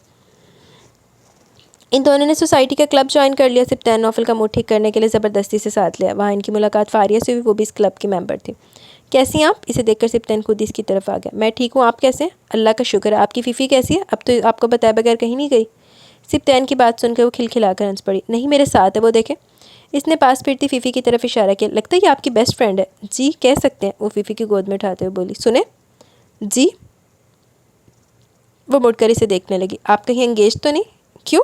फारिया ने आंखें फैलाकर पूछा। जनरल नॉलेज के लिए पूछ रहा हूँ, सिप्तैन ने मुस्कुराहट रोकते हुए कहा। आप जनरल नॉलेज पर नहीं, कोई काम काज करने पर कॉल करें। सिप्तैन सर खुजाकर रह गया। सही जवाब मिला। ये आप क्या कह रही हैं? खावर साहब ने परेशानी से सामने बैठी औरत को देखा, जिनके बेटे के साथ कुछ दिन पहले इन्होंने शर्मीन की बात तय की थी। भाई जी, सच बात कहने में शर्म नहीं करनी चाहिए। मेरा बेटा नया कारोबार शुरू करना चाह रहा है, इसके लिए सरमाए की ज़रूरत है। कल को शादी हुई है, शादी होती है तो जो आपका वो आपकी बेटी का ही होगा। तो जो आपने बाद में करना वो आप अभी दे दें, हमें भी फ़ायदा हो जाएगा। लानत अदानी तुम्हारी रिश्तेदारी थे। ये आप ठीक कह रही हैं, जो भी मेरा मेरी बेटी के, लेकिन पहले से मुतालबा करना क्या मुनासिब लगता है? भाई साहब, मुनासिब लगा है तो आपसे कह रहे हैं। वो खातून शर्मिंदा होने को तैयार नहीं थी। आप मुझे सोचने का मौका दें। सोच लें भाई साहब, लेकिन अंजाम के ज़िम्मेदार आप खुद होंगे। अगर आपको हमारी शिद्दत मंजूर नहीं तो आप इस रिश्ते से इनकार समझें। वो दो टोक अंदाज में बात करके खड़ी होगी, जबकि खावर साहब से कितनी देर तक अपनी जगह से हिला नहीं गया। इदा दी लानती लोगों को देनी अपनी थी। इन्हें अपने जल्दबाजी के फैसले पर अफसोस हो रहा था। इस रिश्ते के दौरान नौफल का रिश्ता भी आया था, जिसे इन्होंने सोचे समझे बगैर इनकार कर दिया। अगर इन्हें ज़रा सा भी अंदाज़ा होता कि ये लोग इतने लालची हैं तो वो कभी शर्मीन का रिश्ता वहाँ तय नहीं करते। इन्होंने बहुत सोचने के बाद इन लोगों को इनकार कहलवा दिया। जवाबन वो खातून घर आकर इनको इतनी बातें सुनाकर गई कि वो शर्मीन के सामने शर्मिंदा होकर रह गए। इन्हें अपना आप शर्मीन का मुजरिम लगने लगा, जिन्होंने जायदाद इनके नाम न करके शर्मीन की ज़िंदगी ख़राब कर दी थी। आज इतवार का दिन था। वो कब से शर्मीन को देख रहे थे, जो सारे काम मुकम्मल खामोशी से करी थी। खामोश तबा तो पहले भी थी, लेकिन इस दिन के बाद इसकी चुप ज़्यादा लंबी हो गई थी। इन्हें अजीब से पछतावे का एहसास होने लगा। अचानक इन्हें अपने दिल में दर्द महसूस हुआ। शर्मीन किचन से बाहर निकली तो इसकी नज़र खावर साहब पर पड़ी, जिनका रंग बिल्कुल सफ़ेद पड़ गया था और वो एक हाथ से अपने सीने को मसल रहे थे। अब्बू, अब्बू जी, क्या हुआ आपको? वो भागकर इनके पास आई। इन्होंने मुस्कुराकर तसल्ली देने की कोशिश की, लेकिन नाकाम। इनका दर्द बढ़ता जा रहा था। शर्मीन घबराकर सीधी हुई, इसकी समझ में नहीं आ रहा था। अब्बू क्या हो रहा है, कुछ तो बोले। वो खुद भी इनका सीना से हिलाने लगी, लेकिन अब इनका सांस भी उखड़ने लगा था। वो उल्टे कदम बाहर की तरफ भागी। अब वो नेक्सी का दरवाज़ा बचा रही थी। वो पागलों की तरह दरवाजे को पीटने लगी। नौफिल ने गुस्से से दरवाज़ा खोला, लेकिन इस पर नज़र पड़ते ही इसके चेहरे के तासरात बदल गए। आप? वो हैरान हुआ। अब्बू को पता नहीं क्या हो गया, इनकी तबीयत ठीक नहीं। वो रोते हुए बोली। नौफिल परेशानी से इसके पीछे भागा। जब वो अंदर आया, खावर साहब बेहोश हो चुके थे। शर्मीन की चीख निकल गई। नौफिल इनकी नमस्ते टोली, जो बहुत आहिस्ता चल रही थी। वो सिप्तैन को बुलाने भागा। थोड़ी देर बाद वो इन्हें हॉस्पिटल लेकर जा रहे थे। इसे मुसलसल रोते हुए परेशान देखकर नौफिल को इसके पास आना पड़ा। डॉक्टर अंकल को देख रहे हैं, परेशान ना हो, सब ठीक हो जाएगा। अब्बू ठीक हो जाएंगे ना? वो रोते हुए पूछने लगी तो नौफिल को इस पर बेहद तरस आया। इसे बैक वक्त इस पर प्यार भी आ रहा था और तरस भी। वो ज़रूर ठीक हो जाएंगे, आप बैठ जाएं। इसने बेंच की तरफ इशारा किया। मुसलसल 3 घंटों से खड़ी थी। तभी सिप्तैन चाय के साथ सैंडविच ले आया। इसकी तरफ कप और सैंडविच बढ़ाया तो इसने इनकार कर दिया। मुझे भूख नहीं, फिर भी खाना पड़ेगा। नौफिल ने जोर देकर कहा तो शर्मीन ने एक नज़र इसे देखकर कप और सैंडविच थाम लिया। वैसे अचानक अंकल को हुआ क्या था? कोई परेशानी थी? सिप्तैन इससे पूछ रहा था। परेशानी? इसने ज़ेर लब दोहराया और एक नज़र दोनों को देखकर सरनफी में हिलाया। खावर साहब को होश आ गया था। इनको इंजाइना पेन हुआ था और अब इन्हें कमरे में शिफ्ट कर दिया गया था। नौफिल और सिप्तैन ने इनका इतना साथ दिया कि खावर साहब इनके ममनून हो गए थे। इस दिन वो घर में अकेली थी। अभी खाना तैयार करके इसे हॉस्पिटल जाना था। जब डोरबेल की आवाज़ पर वो चौंक कर देखने लगी। इस वक्त अमूमन कोई आता ही नहीं था। वो बाहर निकल आई। गेट के सुराख से इसने झांक कर देखा। बाहर बड़ी बड़ी मूँछों वाला आदमी खड़ा था, जिसे देखकर वो डर की। बेल दोबारा हुई थी, तभी बेल की आवाज़ सुनकर नौफिल बाहर निकल आया। इसे गेट के सामने खड़े देखकर वो हैरान हुआ। क्या बात है, आप गेट क्यों नहीं खोल रही? वो वाकई हैरान हुआ था। बाहर एक आदमी है, वो घबरा कर बोली। नौफिल ने गहरी नज़र इसकी घबराई सूरत पर डाली और मुस्कुरा दिया। आप जाए, मैं देख लेता हूँ। वो तेरी से अंदर की तरफ बढ़ी। जी फरमाइए। नौफिल ने आने वाले को सर से पैर तक देखकर पूछा। वह शख्स इसको देखकर हैरान हुआ। खावर साहब से मिलना था। वो तो घर पर नहीं, मुझे बताएं इनसे क्या काम है आपको? आप कौन है? पहले तो कभी आपको नहीं देखा। मैं खावर साहब का रिश्तेदार हूँ, यहीं रहता हूँ। मैं इनकी दुकानों का किराया देने आया। लाए मुझे दे दें। वो थोड़ा कश्मकश का शिकार लग रहा था। अगर आपको एतबार नहीं तो आप फिर आकर दे दें। नहीं, अब मैं बार बार नहीं आ सकता। ये 50,000 है, गिन ले और खावर साहब को बता दे शकूर आया था। मुझसे पैसे पकड़ा कर चला गया तो वो गेट बंद करके अंदर आ गया। दरवाज़ा खटखटाकर बाहर ही खड़ा हो गया। शर्मीन बाहर आई। ये बाहर कोई शकूर आया था, अंकल के लिए पैसे देकर गया। 50,000 है, गिन लें। वो इसे पैसे पकड़ाते हुए बोला, शुक्रिया, अगर आप ना होते तो कुछ भी नहीं होता। वो इसका जुमला उचक कर बोला, आप सब लोगों से यूँ ही डरती हैं? वो इसका डर समझ कर बोला तो वो छेम की, मैं हॉस्पिटल जा रहा हूँ, आपको चलना है? नहीं, मैं भी खाना बना रही हूँ, मैं इंतज़ार कर लूँगा। नहीं, मैं फारिया को कह चुकी हूँ। नौफिल ने बहस नहीं की। वो समझ के अब इसके साथ नहीं जाना चाहती। बोला, माँ मेरा पुत्र लगना तेरा है, मुँह चक के चली जाए। बेटा मैं ठीक हूँ, तुम थोड़ी देर घर जाकर आराम कर लो। खावर साहब ने मुस्कुराकर शर्मीन का मुरझाया हुआ चेहरा देखा। इन 3 दिनों में वह घन चक्कर बन के रह गई थी। नहीं अब्बू, मैं ठीक हूँ, वो मुस्कुराकर बोली। वो सूप निकाल के इनके करीब बैठ के थोड़ा थोड़ा करके इनके पिलाने लगी। अस्सलाम वालेकुम अंकल, अब कैसी तबीयत है? तभी नौफल अंदर दाखिल हुआ। अब तो बेटा बहुत बेहतर हूँ, तुम्हारा शुक्रिया अदा करना था, तुम इतना टाइम निकाल कर मेरे लिए आते हो। शर्मिंदा करें अंकल, आप हम एक ही घर में रहते हैं और आप मेरे अंकल भी हैं। आपकी तबीयत ख़राब और मैं घर मजे से बैठ जाऊँ, ऐसा तो हो नहीं सकता। वो मुस्कुराकर बोला तो खावर साहब ने प्यार से इसे देखा। मैंने अब्बू को भी बताया आपकी तबीयत की ख़राबी के बारे में, वो भी परसों आ रहे हैं। तुमने ख्वाम का शाहिद को तकलीफ़ दी। अंकल प्लीज़ बार बार तकलीफ़ का लफ्ज़ इस्तेमाल करके हमें गैर नहीं करें। अब आप आराम करें, कल आपको डिस्चार्ज भी कर देंगे। मैं डॉक्टर से भी मिलकर आया हूँ। थैंक यू बेटा। फिर अंकल, वो मुस्कुराकर बोला तो वो भी मुस्कुरा दी। बेटा तुम घर जा रहे हो तो शर्मीन को भी घर छोड़ दो, 2 दिन से इसने बिल्कुल आराम नहीं किया। नौफिल ने शर्मीन की तरफ देखा जिसने घबराकर बाप को देखा। लेकिन अब्बू जाओ बेटा, आराम कर लो, मैं अब ठीक हूँ, तुम सुबह आ जाना। नौफिल अपना ही बच्चा, बेफिक्र होकर जाओ। इसका गुरेज महसूस करके उन्होंने तसल्ली दी। वो सर हिलाकर रह गई। हाँ। गाड़ी चलाते हुए इसने गर्दन मोड़कर इसे देखा जो दोनों हाथ गोद में रखे खिड़की से बाहर देख रही थी। आप अब भी परेशान हैं? अब तो अंकल बिल्कुल ठीक है। वो आंसू साफ करती बोली। आप रो रही हैं? वो हैरान परेशान होकर बोला। मैं बहुत डर गई थी, अब्बू के अलावा इस दुनिया में मेरा कोई नहीं, अगर इन्हें कुछ हो जाता तो मैं जीते जी मर जाती। ये कहते हुए आंसू आंखों से बाहर आ गए। नौफिल ने होंठ खींच लिए। लेकिन अब अंकल ठीक हैं। थोड़ी देर बाद वो बोला तो अपनी बेख्तियारी पर शर्मिंदा होकर इसने आंसू साफ कर लिए। आपका मंगेतर कैसा है? नौफिल के पूछने पर शर्मीन ने चौंक कर इसे देखा जो सीधा देखते हुए कार चला रहा था। मेरा कोई मंगेतर नहीं। अब की बार नौफिल ने चौंक कर इसे देखा। लेकिन अंकल ने तो अब्बू से कहा था कि आपकी बात तय हो गई है। जी, लेकिन अब्बू ने बात ख़त्म कर दी, शायद इसलिए इनकी तबीयत ख़राब हुई थी। वो धीमे लहजे में कहकर उंगलियां चटखाने लगी, जबकि नौफिल का दिल चाह रहा था भंगड़ा डाले। इसे यकीन नहीं आ रहा था किस्मत यूँ इस पर मेहरबान हो सकती है। शर्मीन, मैं घुमा फिरा कर बात नहीं करूँगा, मुझे आप बहुत अच्छी लगती हैं। जब से आपको देखा आपके अलावा किसी के बारे में नहीं सोचा और ना ही देखा। मैं आपसे शादी करना चाहता हूँ। अगर आपका एतराज़ ना हो तो मैं अम्मी अब्बू को अंकल के पास भेजना चाहता हूँ, इस उम्मीद पर कि इस बार इनकार नहीं होगा। शर्मीन के चेहरे पर एक रंग आ रहा था, एक चाह रहा था। इसकी समझ नहीं आ रहा था वो क्या जवाब दे। वो घबरा कर उंगलियाँ चटखाने लगी। आपने जवाब नहीं दिया। मैं क्या जवाब दूँ? आप अब्बू से बात कर लें। अंकल से तो मैं बात कर लूँगा, पहले आपकी मर्ज़ी तो जान लूँ। आप ये बताएं मैं आपको पसंद हूँ ना? शर्मीन का चेहरा सुर्ख पड़ गया। इसकी खामोशी पर मज़ीद खोया हुआ। अंकल ने अब्बू से कहा था इन्हें मेरा मॉडलिंग करना पसंद नहीं, तो क्या आपको भी पसंद नहीं? आपको पसंद है? वो उल्टा पूछने लगी। पसंद तो है, लेकिन आप मेरे लिए इतनी अहम है कि आपकी खुशी के लिए छोड़ दूँगा। छोड़ दें? वो मुस्कुराकर बोली। छोड़ दिया। वो भी मुस्कुराकर बोला। अब मैं हाँ समझूँ? अब्बू से पूछ लें। वो शर्माकर बोली। नौफिल ने मुस्कुराकर इसका शर्मीला अंदाज़ देखा। इसको इसके सवाल का जवाब मिल गया। नौफिल ने घर आकर पहला काम यह किया कि शाहिद साहब को फ़ोन करके सारी सिचुएशन से आगाह किया। उन्होंने जल्दी आने को कहा। लो कितने मजाज नहीं मिलते सी, तो हुन पागल होया पे। खाबर, ये तुम्हें क्या सूझी अचानक बीमार होने की? तुमने हमारी बच्ची को परेशान कर दिया। शाहिद साहब ने शर्मीन को साथ लगाते हुए कहा तो खावर साहब मुस्कुरा दिए। मेरी छोड़ो, तुम बताओ ये इतनी ज़्यादा मिठाई किस खुशी में लेकर आयो? खावर साहब ने शाहिद साहब के लाए हुए मिठाई के टोकरों की तरफ इशारा करके पूछा। हम यहाँ सिर्फ तुम्हारी अयादत करने नहीं आए, बल्कि अपनी बेटी का हाथ मांगने आए। खावर साहब ने कुछ हैरत और खुशी के मिले जुले तासुर के साथ शाहिद और इनकी बीवी को देखा। जी भाई साहब, अब की बार हम इनकार नहीं सुनेंगे। शाहिद साहब की बीवी ने भी मुस्कुराकर अपना अंदिया दिया। आपकी बेटी है, खावर साहब ने मुतमिन होकर कहा। तो बस मंगनी वगैरह के चक्कर में नहीं पड़ते, सीधा निकाह कर देते। तुम्हारा क्या ख्याल है खावर? इतनी जल्दी यार, मेरी तो कोई तैयारी भी नहीं। अब की बार वो कुछ घबरा कर बोले। तैयारी क्या करनी है? निकाह का जोड़ा हम ले आएंगे। निकाह के लिए लड़की और लड़के का राज़ी होना और मौजूद होना ज़रूरी है, वो दोनों है। मसला क्या? और जहाँ तक लेन देन की बात है, वो रुके तो खावर साहब की सांसें भी धीमी पड़ गई। हमें किसी चीज़ की ज़रूरत नहीं, हमें बस एक बेटी की ज़रूरत है, बस हमें वो दे दो।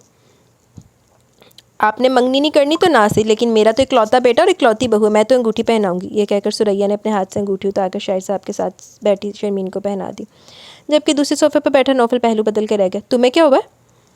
सिर्फ तैन ने इसका हिलना महसूस किया। यार मंगनी मेरी हो, किसी ने मुझे पूछा भी नहीं। बेचारे दे दिल दे विच कैसे अरमान निकल रहे बाहर कि मैं अंगूठी पानी सी। तुम्हें एतराज़ है तो मैं भी बता देता, अभी मना करता हूँ।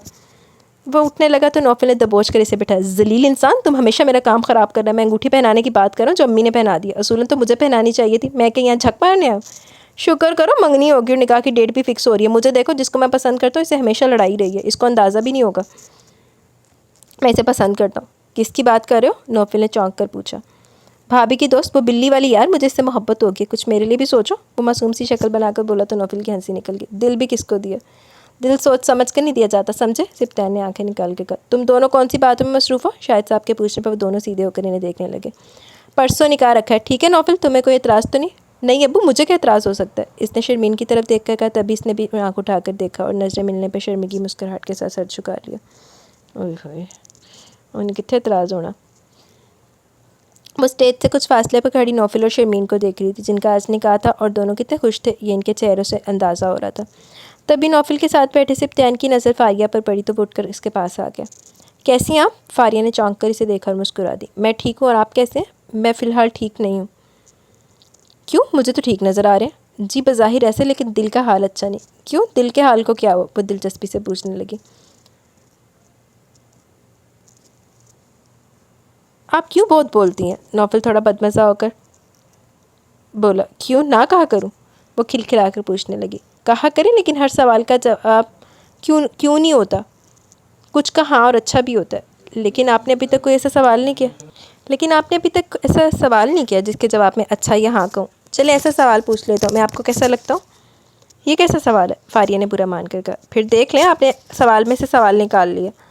आपने सवाल ही ऐसा किया? वो कहकर जाने लगी। पूरी बात तो सुन लें। जी बोले। वो रुक कर इसे देखने लगी। पता नहीं आप मेरे बारे में क्या सोचती हैं, क्योंकि हमारी चंद मुलाकातें अच्छी नहीं हुई, लेकिन मैं आपकी मालूमात में इजाफा करना चाहता हूँ। मैं एक अच्छा इंसान हूँ, लविंग, केयरिंग, और मेरी अम्मी का कहना है कि जिसकी मुझसे शादी होगी बहुत खुशकिस्मत होगी। अच्छा, फारिया ने मुस्कुरा कर कहा। लेकिन आप ये मुझे क्यों बता रहे हैं? क्योंकि मैं चाहता हूँ कि वो खुशनसीब लड़की आप हो। जी? वह हैरान हुई और फिर नज़रें चुरा ली। पहले की निस्बत अब इसके अंदाज़ में झिझक थी। मैं आपसे शादी करना चाहता हूँ, अगर आपको एतराज़ ना हो तो मैं अपनी अम्मी को आपके घर भेजना चाहता हूँ। आप मेरे बारे में जानते क्या? अब की बार फारिया ने संजीदगी से पूछा। मैं आपके बारे में कुछ जानना नहीं चाहता, मैं सिर्फ इतना जानता हूँ कि एक लड़की जिसके चेहरे पर मुस्कुराहट बहुत भरी लगती है और मैं हमेशा इसकी मुस्कुराहट को देखना चाहता हूँ। सिप्तान की नज़र एक पल के लिए इसके चेहरे पर ठहर की, जिसकी आंखें इसकी बातों की गवाही दे रही थी। और मैं जानता हूँ आपको फ़ीफ़ी से कितना प्यार है। मैं जहेज़ में फ़ीफ़ी को भी कबूल करने को तैयार हूँ। आखिर वही तो हमारे मिलने की वजह बनी थी। जितनी आपको प्यारी है, इतना ही मैं भी इसे प्यार दूँगा। ओए होए, फारिया बेसाख्ता मुस्कुराई। अगर आपको फ़ीफ़ी कबूल है तो मुझे आप कबूल है। फिर मैं मम्मी को भेज दूँ? वो जल्दी से बोला। आपको जल्दी किस बात की है? वो स्टेज की तरफ बढ़ते हुए बोली। अगले माह नौफल और शर्मीन की रुखसती है। मैंने हर काम अपने दोस्त के साथ किया, अब चाहता हूँ हम दोनों की खानाबादी भी एक साथ हो। फिर बोले, मंजूर है? सोचूंगी। वो इतरा कर बोली। सोच ले, मेरे जैसा दोबारा नहीं मिलेगा। वो इसके साथ कदम मिलाकर चलने लगा तो खिलखिलाकर हंस पड़ी। जानती हूँ, कहकर वो स्टेज पर चढ़ गया और सिप्तान इसके हम कदम था। माँ सदके चली जावे। फिर ख़त्म शूद है। तो गाइज़, यहाँ पे हमारा आज का नावल अपने इख्तिताम को पहुँचा। कैसा लगा आपको नावल? अपनी राय का ज़रूर इज़हार कीजिएगा। मेरे ओपिनियन में अच्छा नावल था। तो इतना लंबा था लेकिन टाइम वेस्ट बिल्कुल नहीं था, तो एक अच्छा नावल था। तो आप लोगों को कैसा लगा? अपनी राय का ज़रूर इज़हार कीजिएगा। अभी चलते हैं कमेंट सेशन की तरफ, देन वीडियो एंड करेंगे। लेविस सैलॉन छोटा था नावल पर बहुत अच्छा था। Very good, thank you very much लेविस सैलॉन। Rashida Syed, very interesting novel story. Thank you Rashida. Syed Aliza Bilal, ज़बरदस्त, कमाल, फंटेस्टिक, आउटस्टैंडिंग, फैबुलस। मुझे बहुत पसंद है मुझे नावल बिकॉज ऑफ सलार। मैं पहले सुना हुआ है लेकिन आज फिर पूरा दिन सुना है मैंने ब्लूटूथ लगा के, लेकिन कमेंट अब कर रही हूँ। Thank you very much again सुनने के लिए। मैं भी वैसे इसको दोबारा पढ़ रही हूँ। मैंने आधा कल रात को पढ़ा था 2-2:30 बज गए थे, 2:30 बजे तक कल रात को पढ़ा था, बाकी ये बाद आज रात को पढ़ूँगी। यार लग रहा है कि वहादशा की दुनिया में आने का मकसद पॉपुलेशन बढ़ाना था। स्टार्ट में जब इंट्रोडक्शन था मैं तो कंफ्यूज ही हो गई। मकसद है कुछ इदा का ही होता। ओए होए, मेरा बीबी ने कहाँ दिल लगाया, लेकिन सही लगाया। आहो जजरी जगह तो लाया। यार अजीबो गरीब लोग, लानती सारिम की सज़ा बेगन को बेगुनाह को काटनी पड़ी। और ये लोग कितने जालिम हो जाते हैं, अपने पुराने रिश्ते भी भूल जाते हैं। ख़ास तौर पर हरम हर वक्त दोस्त दोस्त करती थी, लेकिन इसने बड़ी लानत मारी। और सिकंदर तो मर्द ही नहीं था इसके साथ, एंड पर बहुत अच्छा हुआ। सारी ज़िंदगी का पछतावा और हरम दोनों ही इसकी सज़ा थी। सही बात है, दोनों एक दूसरे के लिए सज़ा थे। एसपी हसन, आय हाय हाय सदके जावा, अच्छा बनता था, मुझे पसंद आया। और मीर सलार, हाय मैं वारी जावा। कसम से एक लड़के ने सबको लाइन पे मतलब औकात पे रखा, लेकिन जो वह हादशा के साथ किया वो तो भाई कमाल ही कर दिया। वाकई कमाल धमाल कराता सी, टका टका के जवाब देता था। सबको चाहिए सामने, चाहे सामने जो भी हो, लेकिन सलार भाई का अपना ही स्वैग था। और मीरा ने सही कहा, आपने जैसे कोई जादू किया हो यार, मतलब ज़न-मुरीद ही बन गया। लेकिन कोई बात नहीं, अपनी बीवी का ज़न-मुरीद बने में ही मियाँ की भलाई होती है। ये बात भी है। वाह वाह वाह, क्या कहने इस नावल के। मैं शायरी अच्छी थी, मज़ा आया, लेकिन समझ नहीं आई। मैं पढ़ती नहीं होती।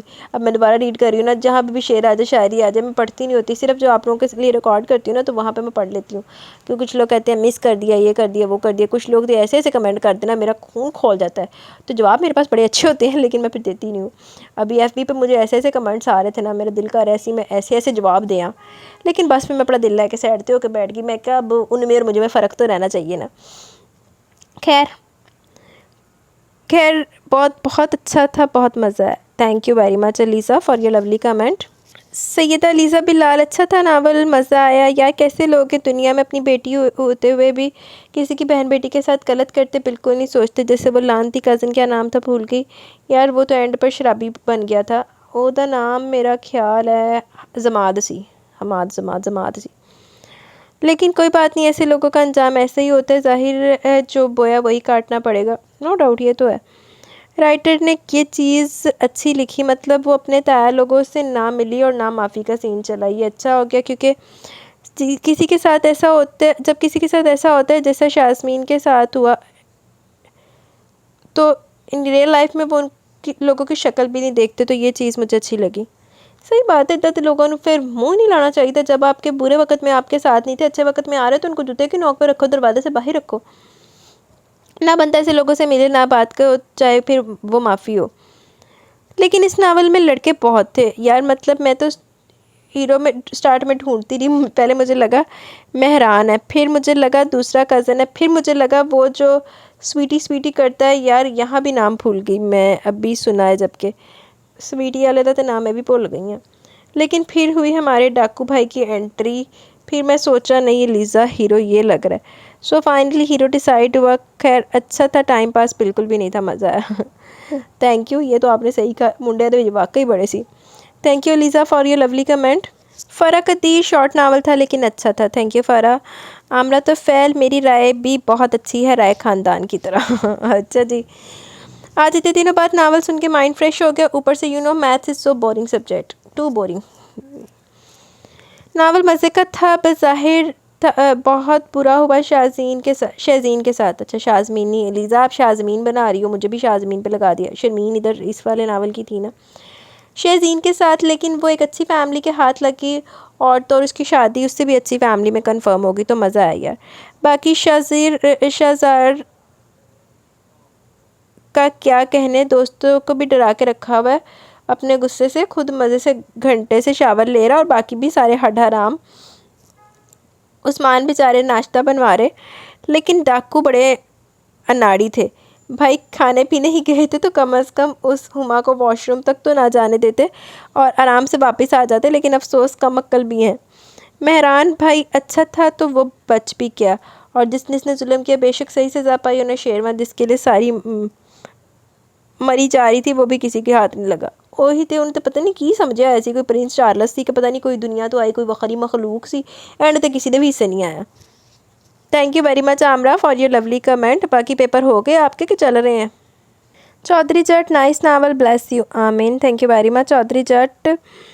तनु आर्या, आपकी आवाज़ में जब से नावल सुनने हैं किसी और की आवाज़ में अच्छे नहीं लगते। बात तो सही है, पर है रुसवाई की। मैं पहले जब चैनल पर नावल सुनती थी, अपनी सुनती, I am addict of your voice. Thank you very much Tanu Arya.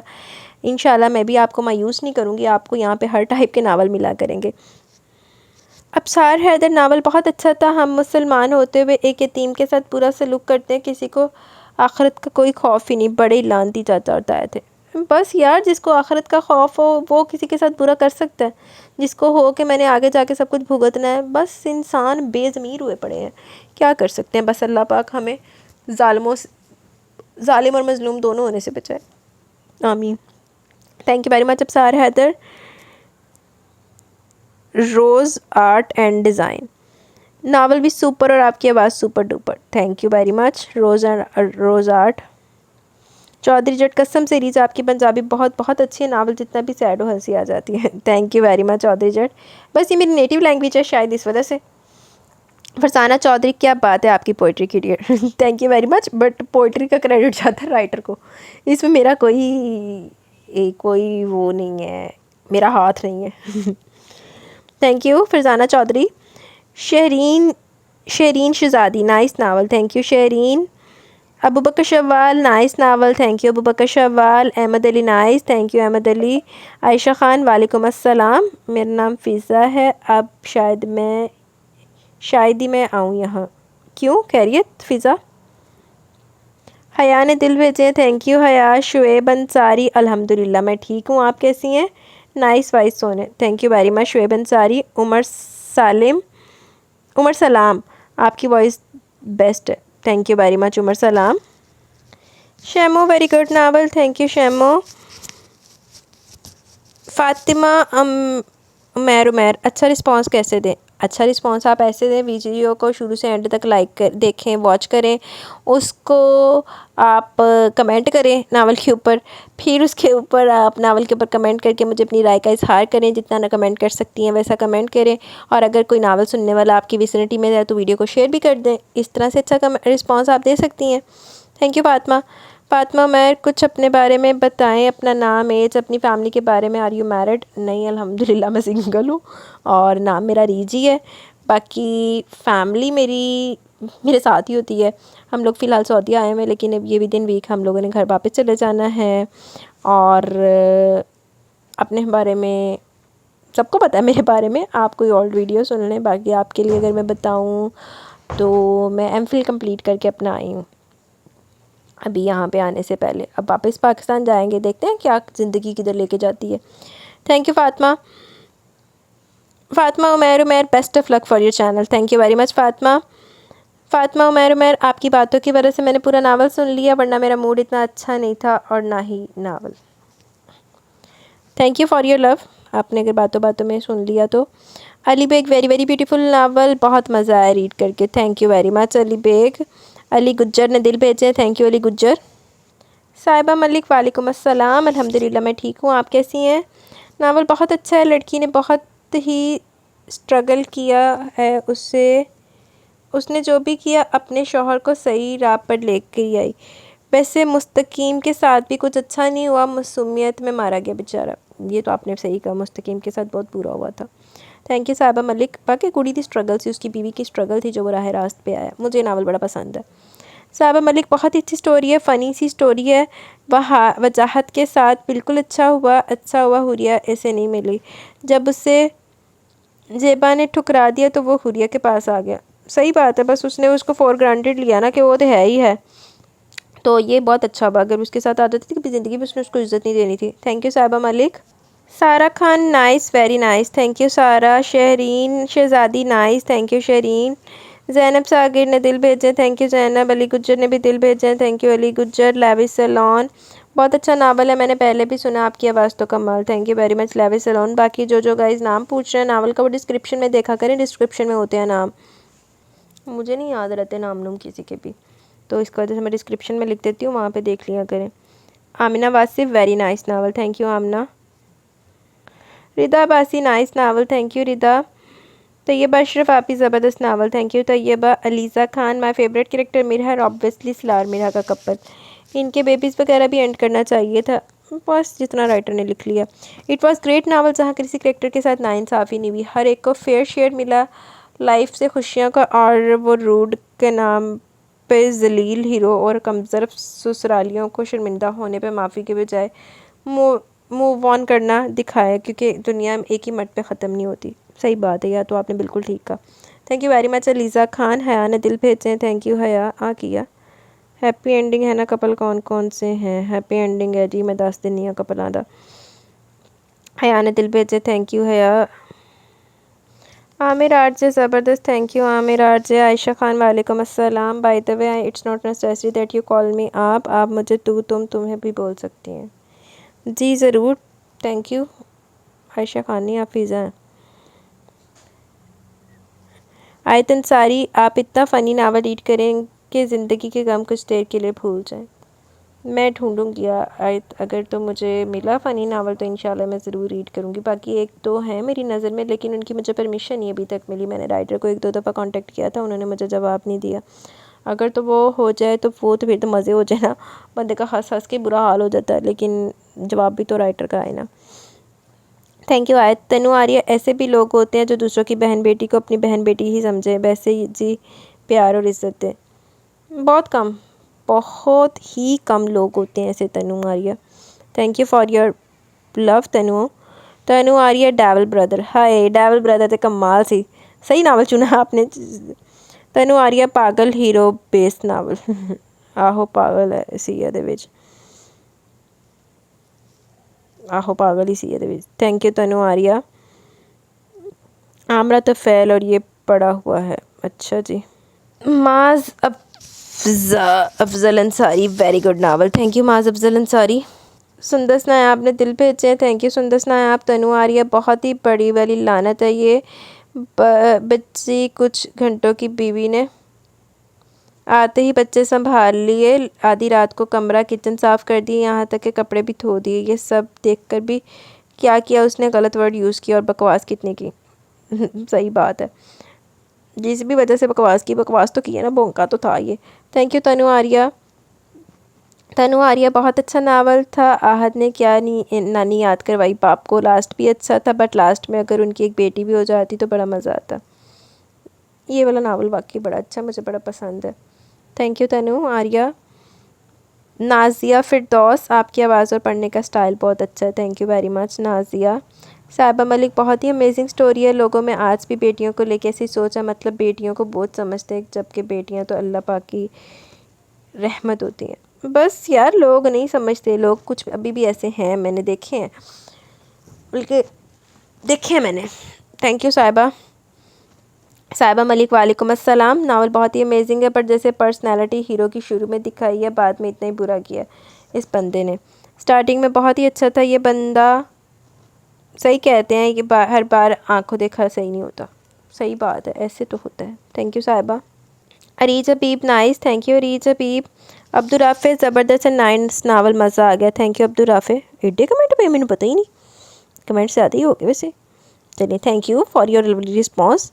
Shahid Malik Nazir, Shahid वालेकुम अस्सलाम। सबसे पहले उम्र की बहुत बहुत मुबारक आपको, अल्लाह आपका उम्र कबूल करे और हम सबको भी अपने घर की सादत नसीब करे, आमीन सुम आमीन। Thank you very much Shahid Malik Nazir Malik, बहुत शुक्रिया, जज़ाकल्लाह।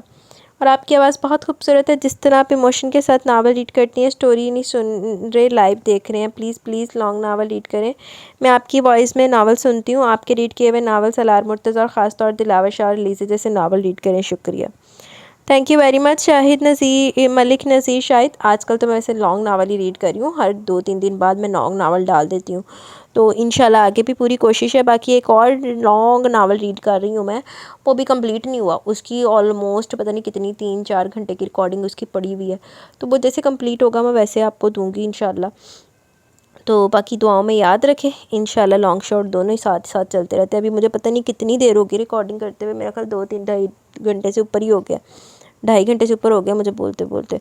और फिर अभी दूसरे नावल की भी रिकॉर्डिंग है, टाइम इतना हो गया है, अभी देखते हैं, गर्मी भी मुझे लग रही है, तो देखते हैं अभी मेरे से मज़ीद रिकॉर्डिंग होती है कि नहीं होती। Thank you very much Shahid Malik. Ahmed Ali, very nice, thank you Ahmed Ali.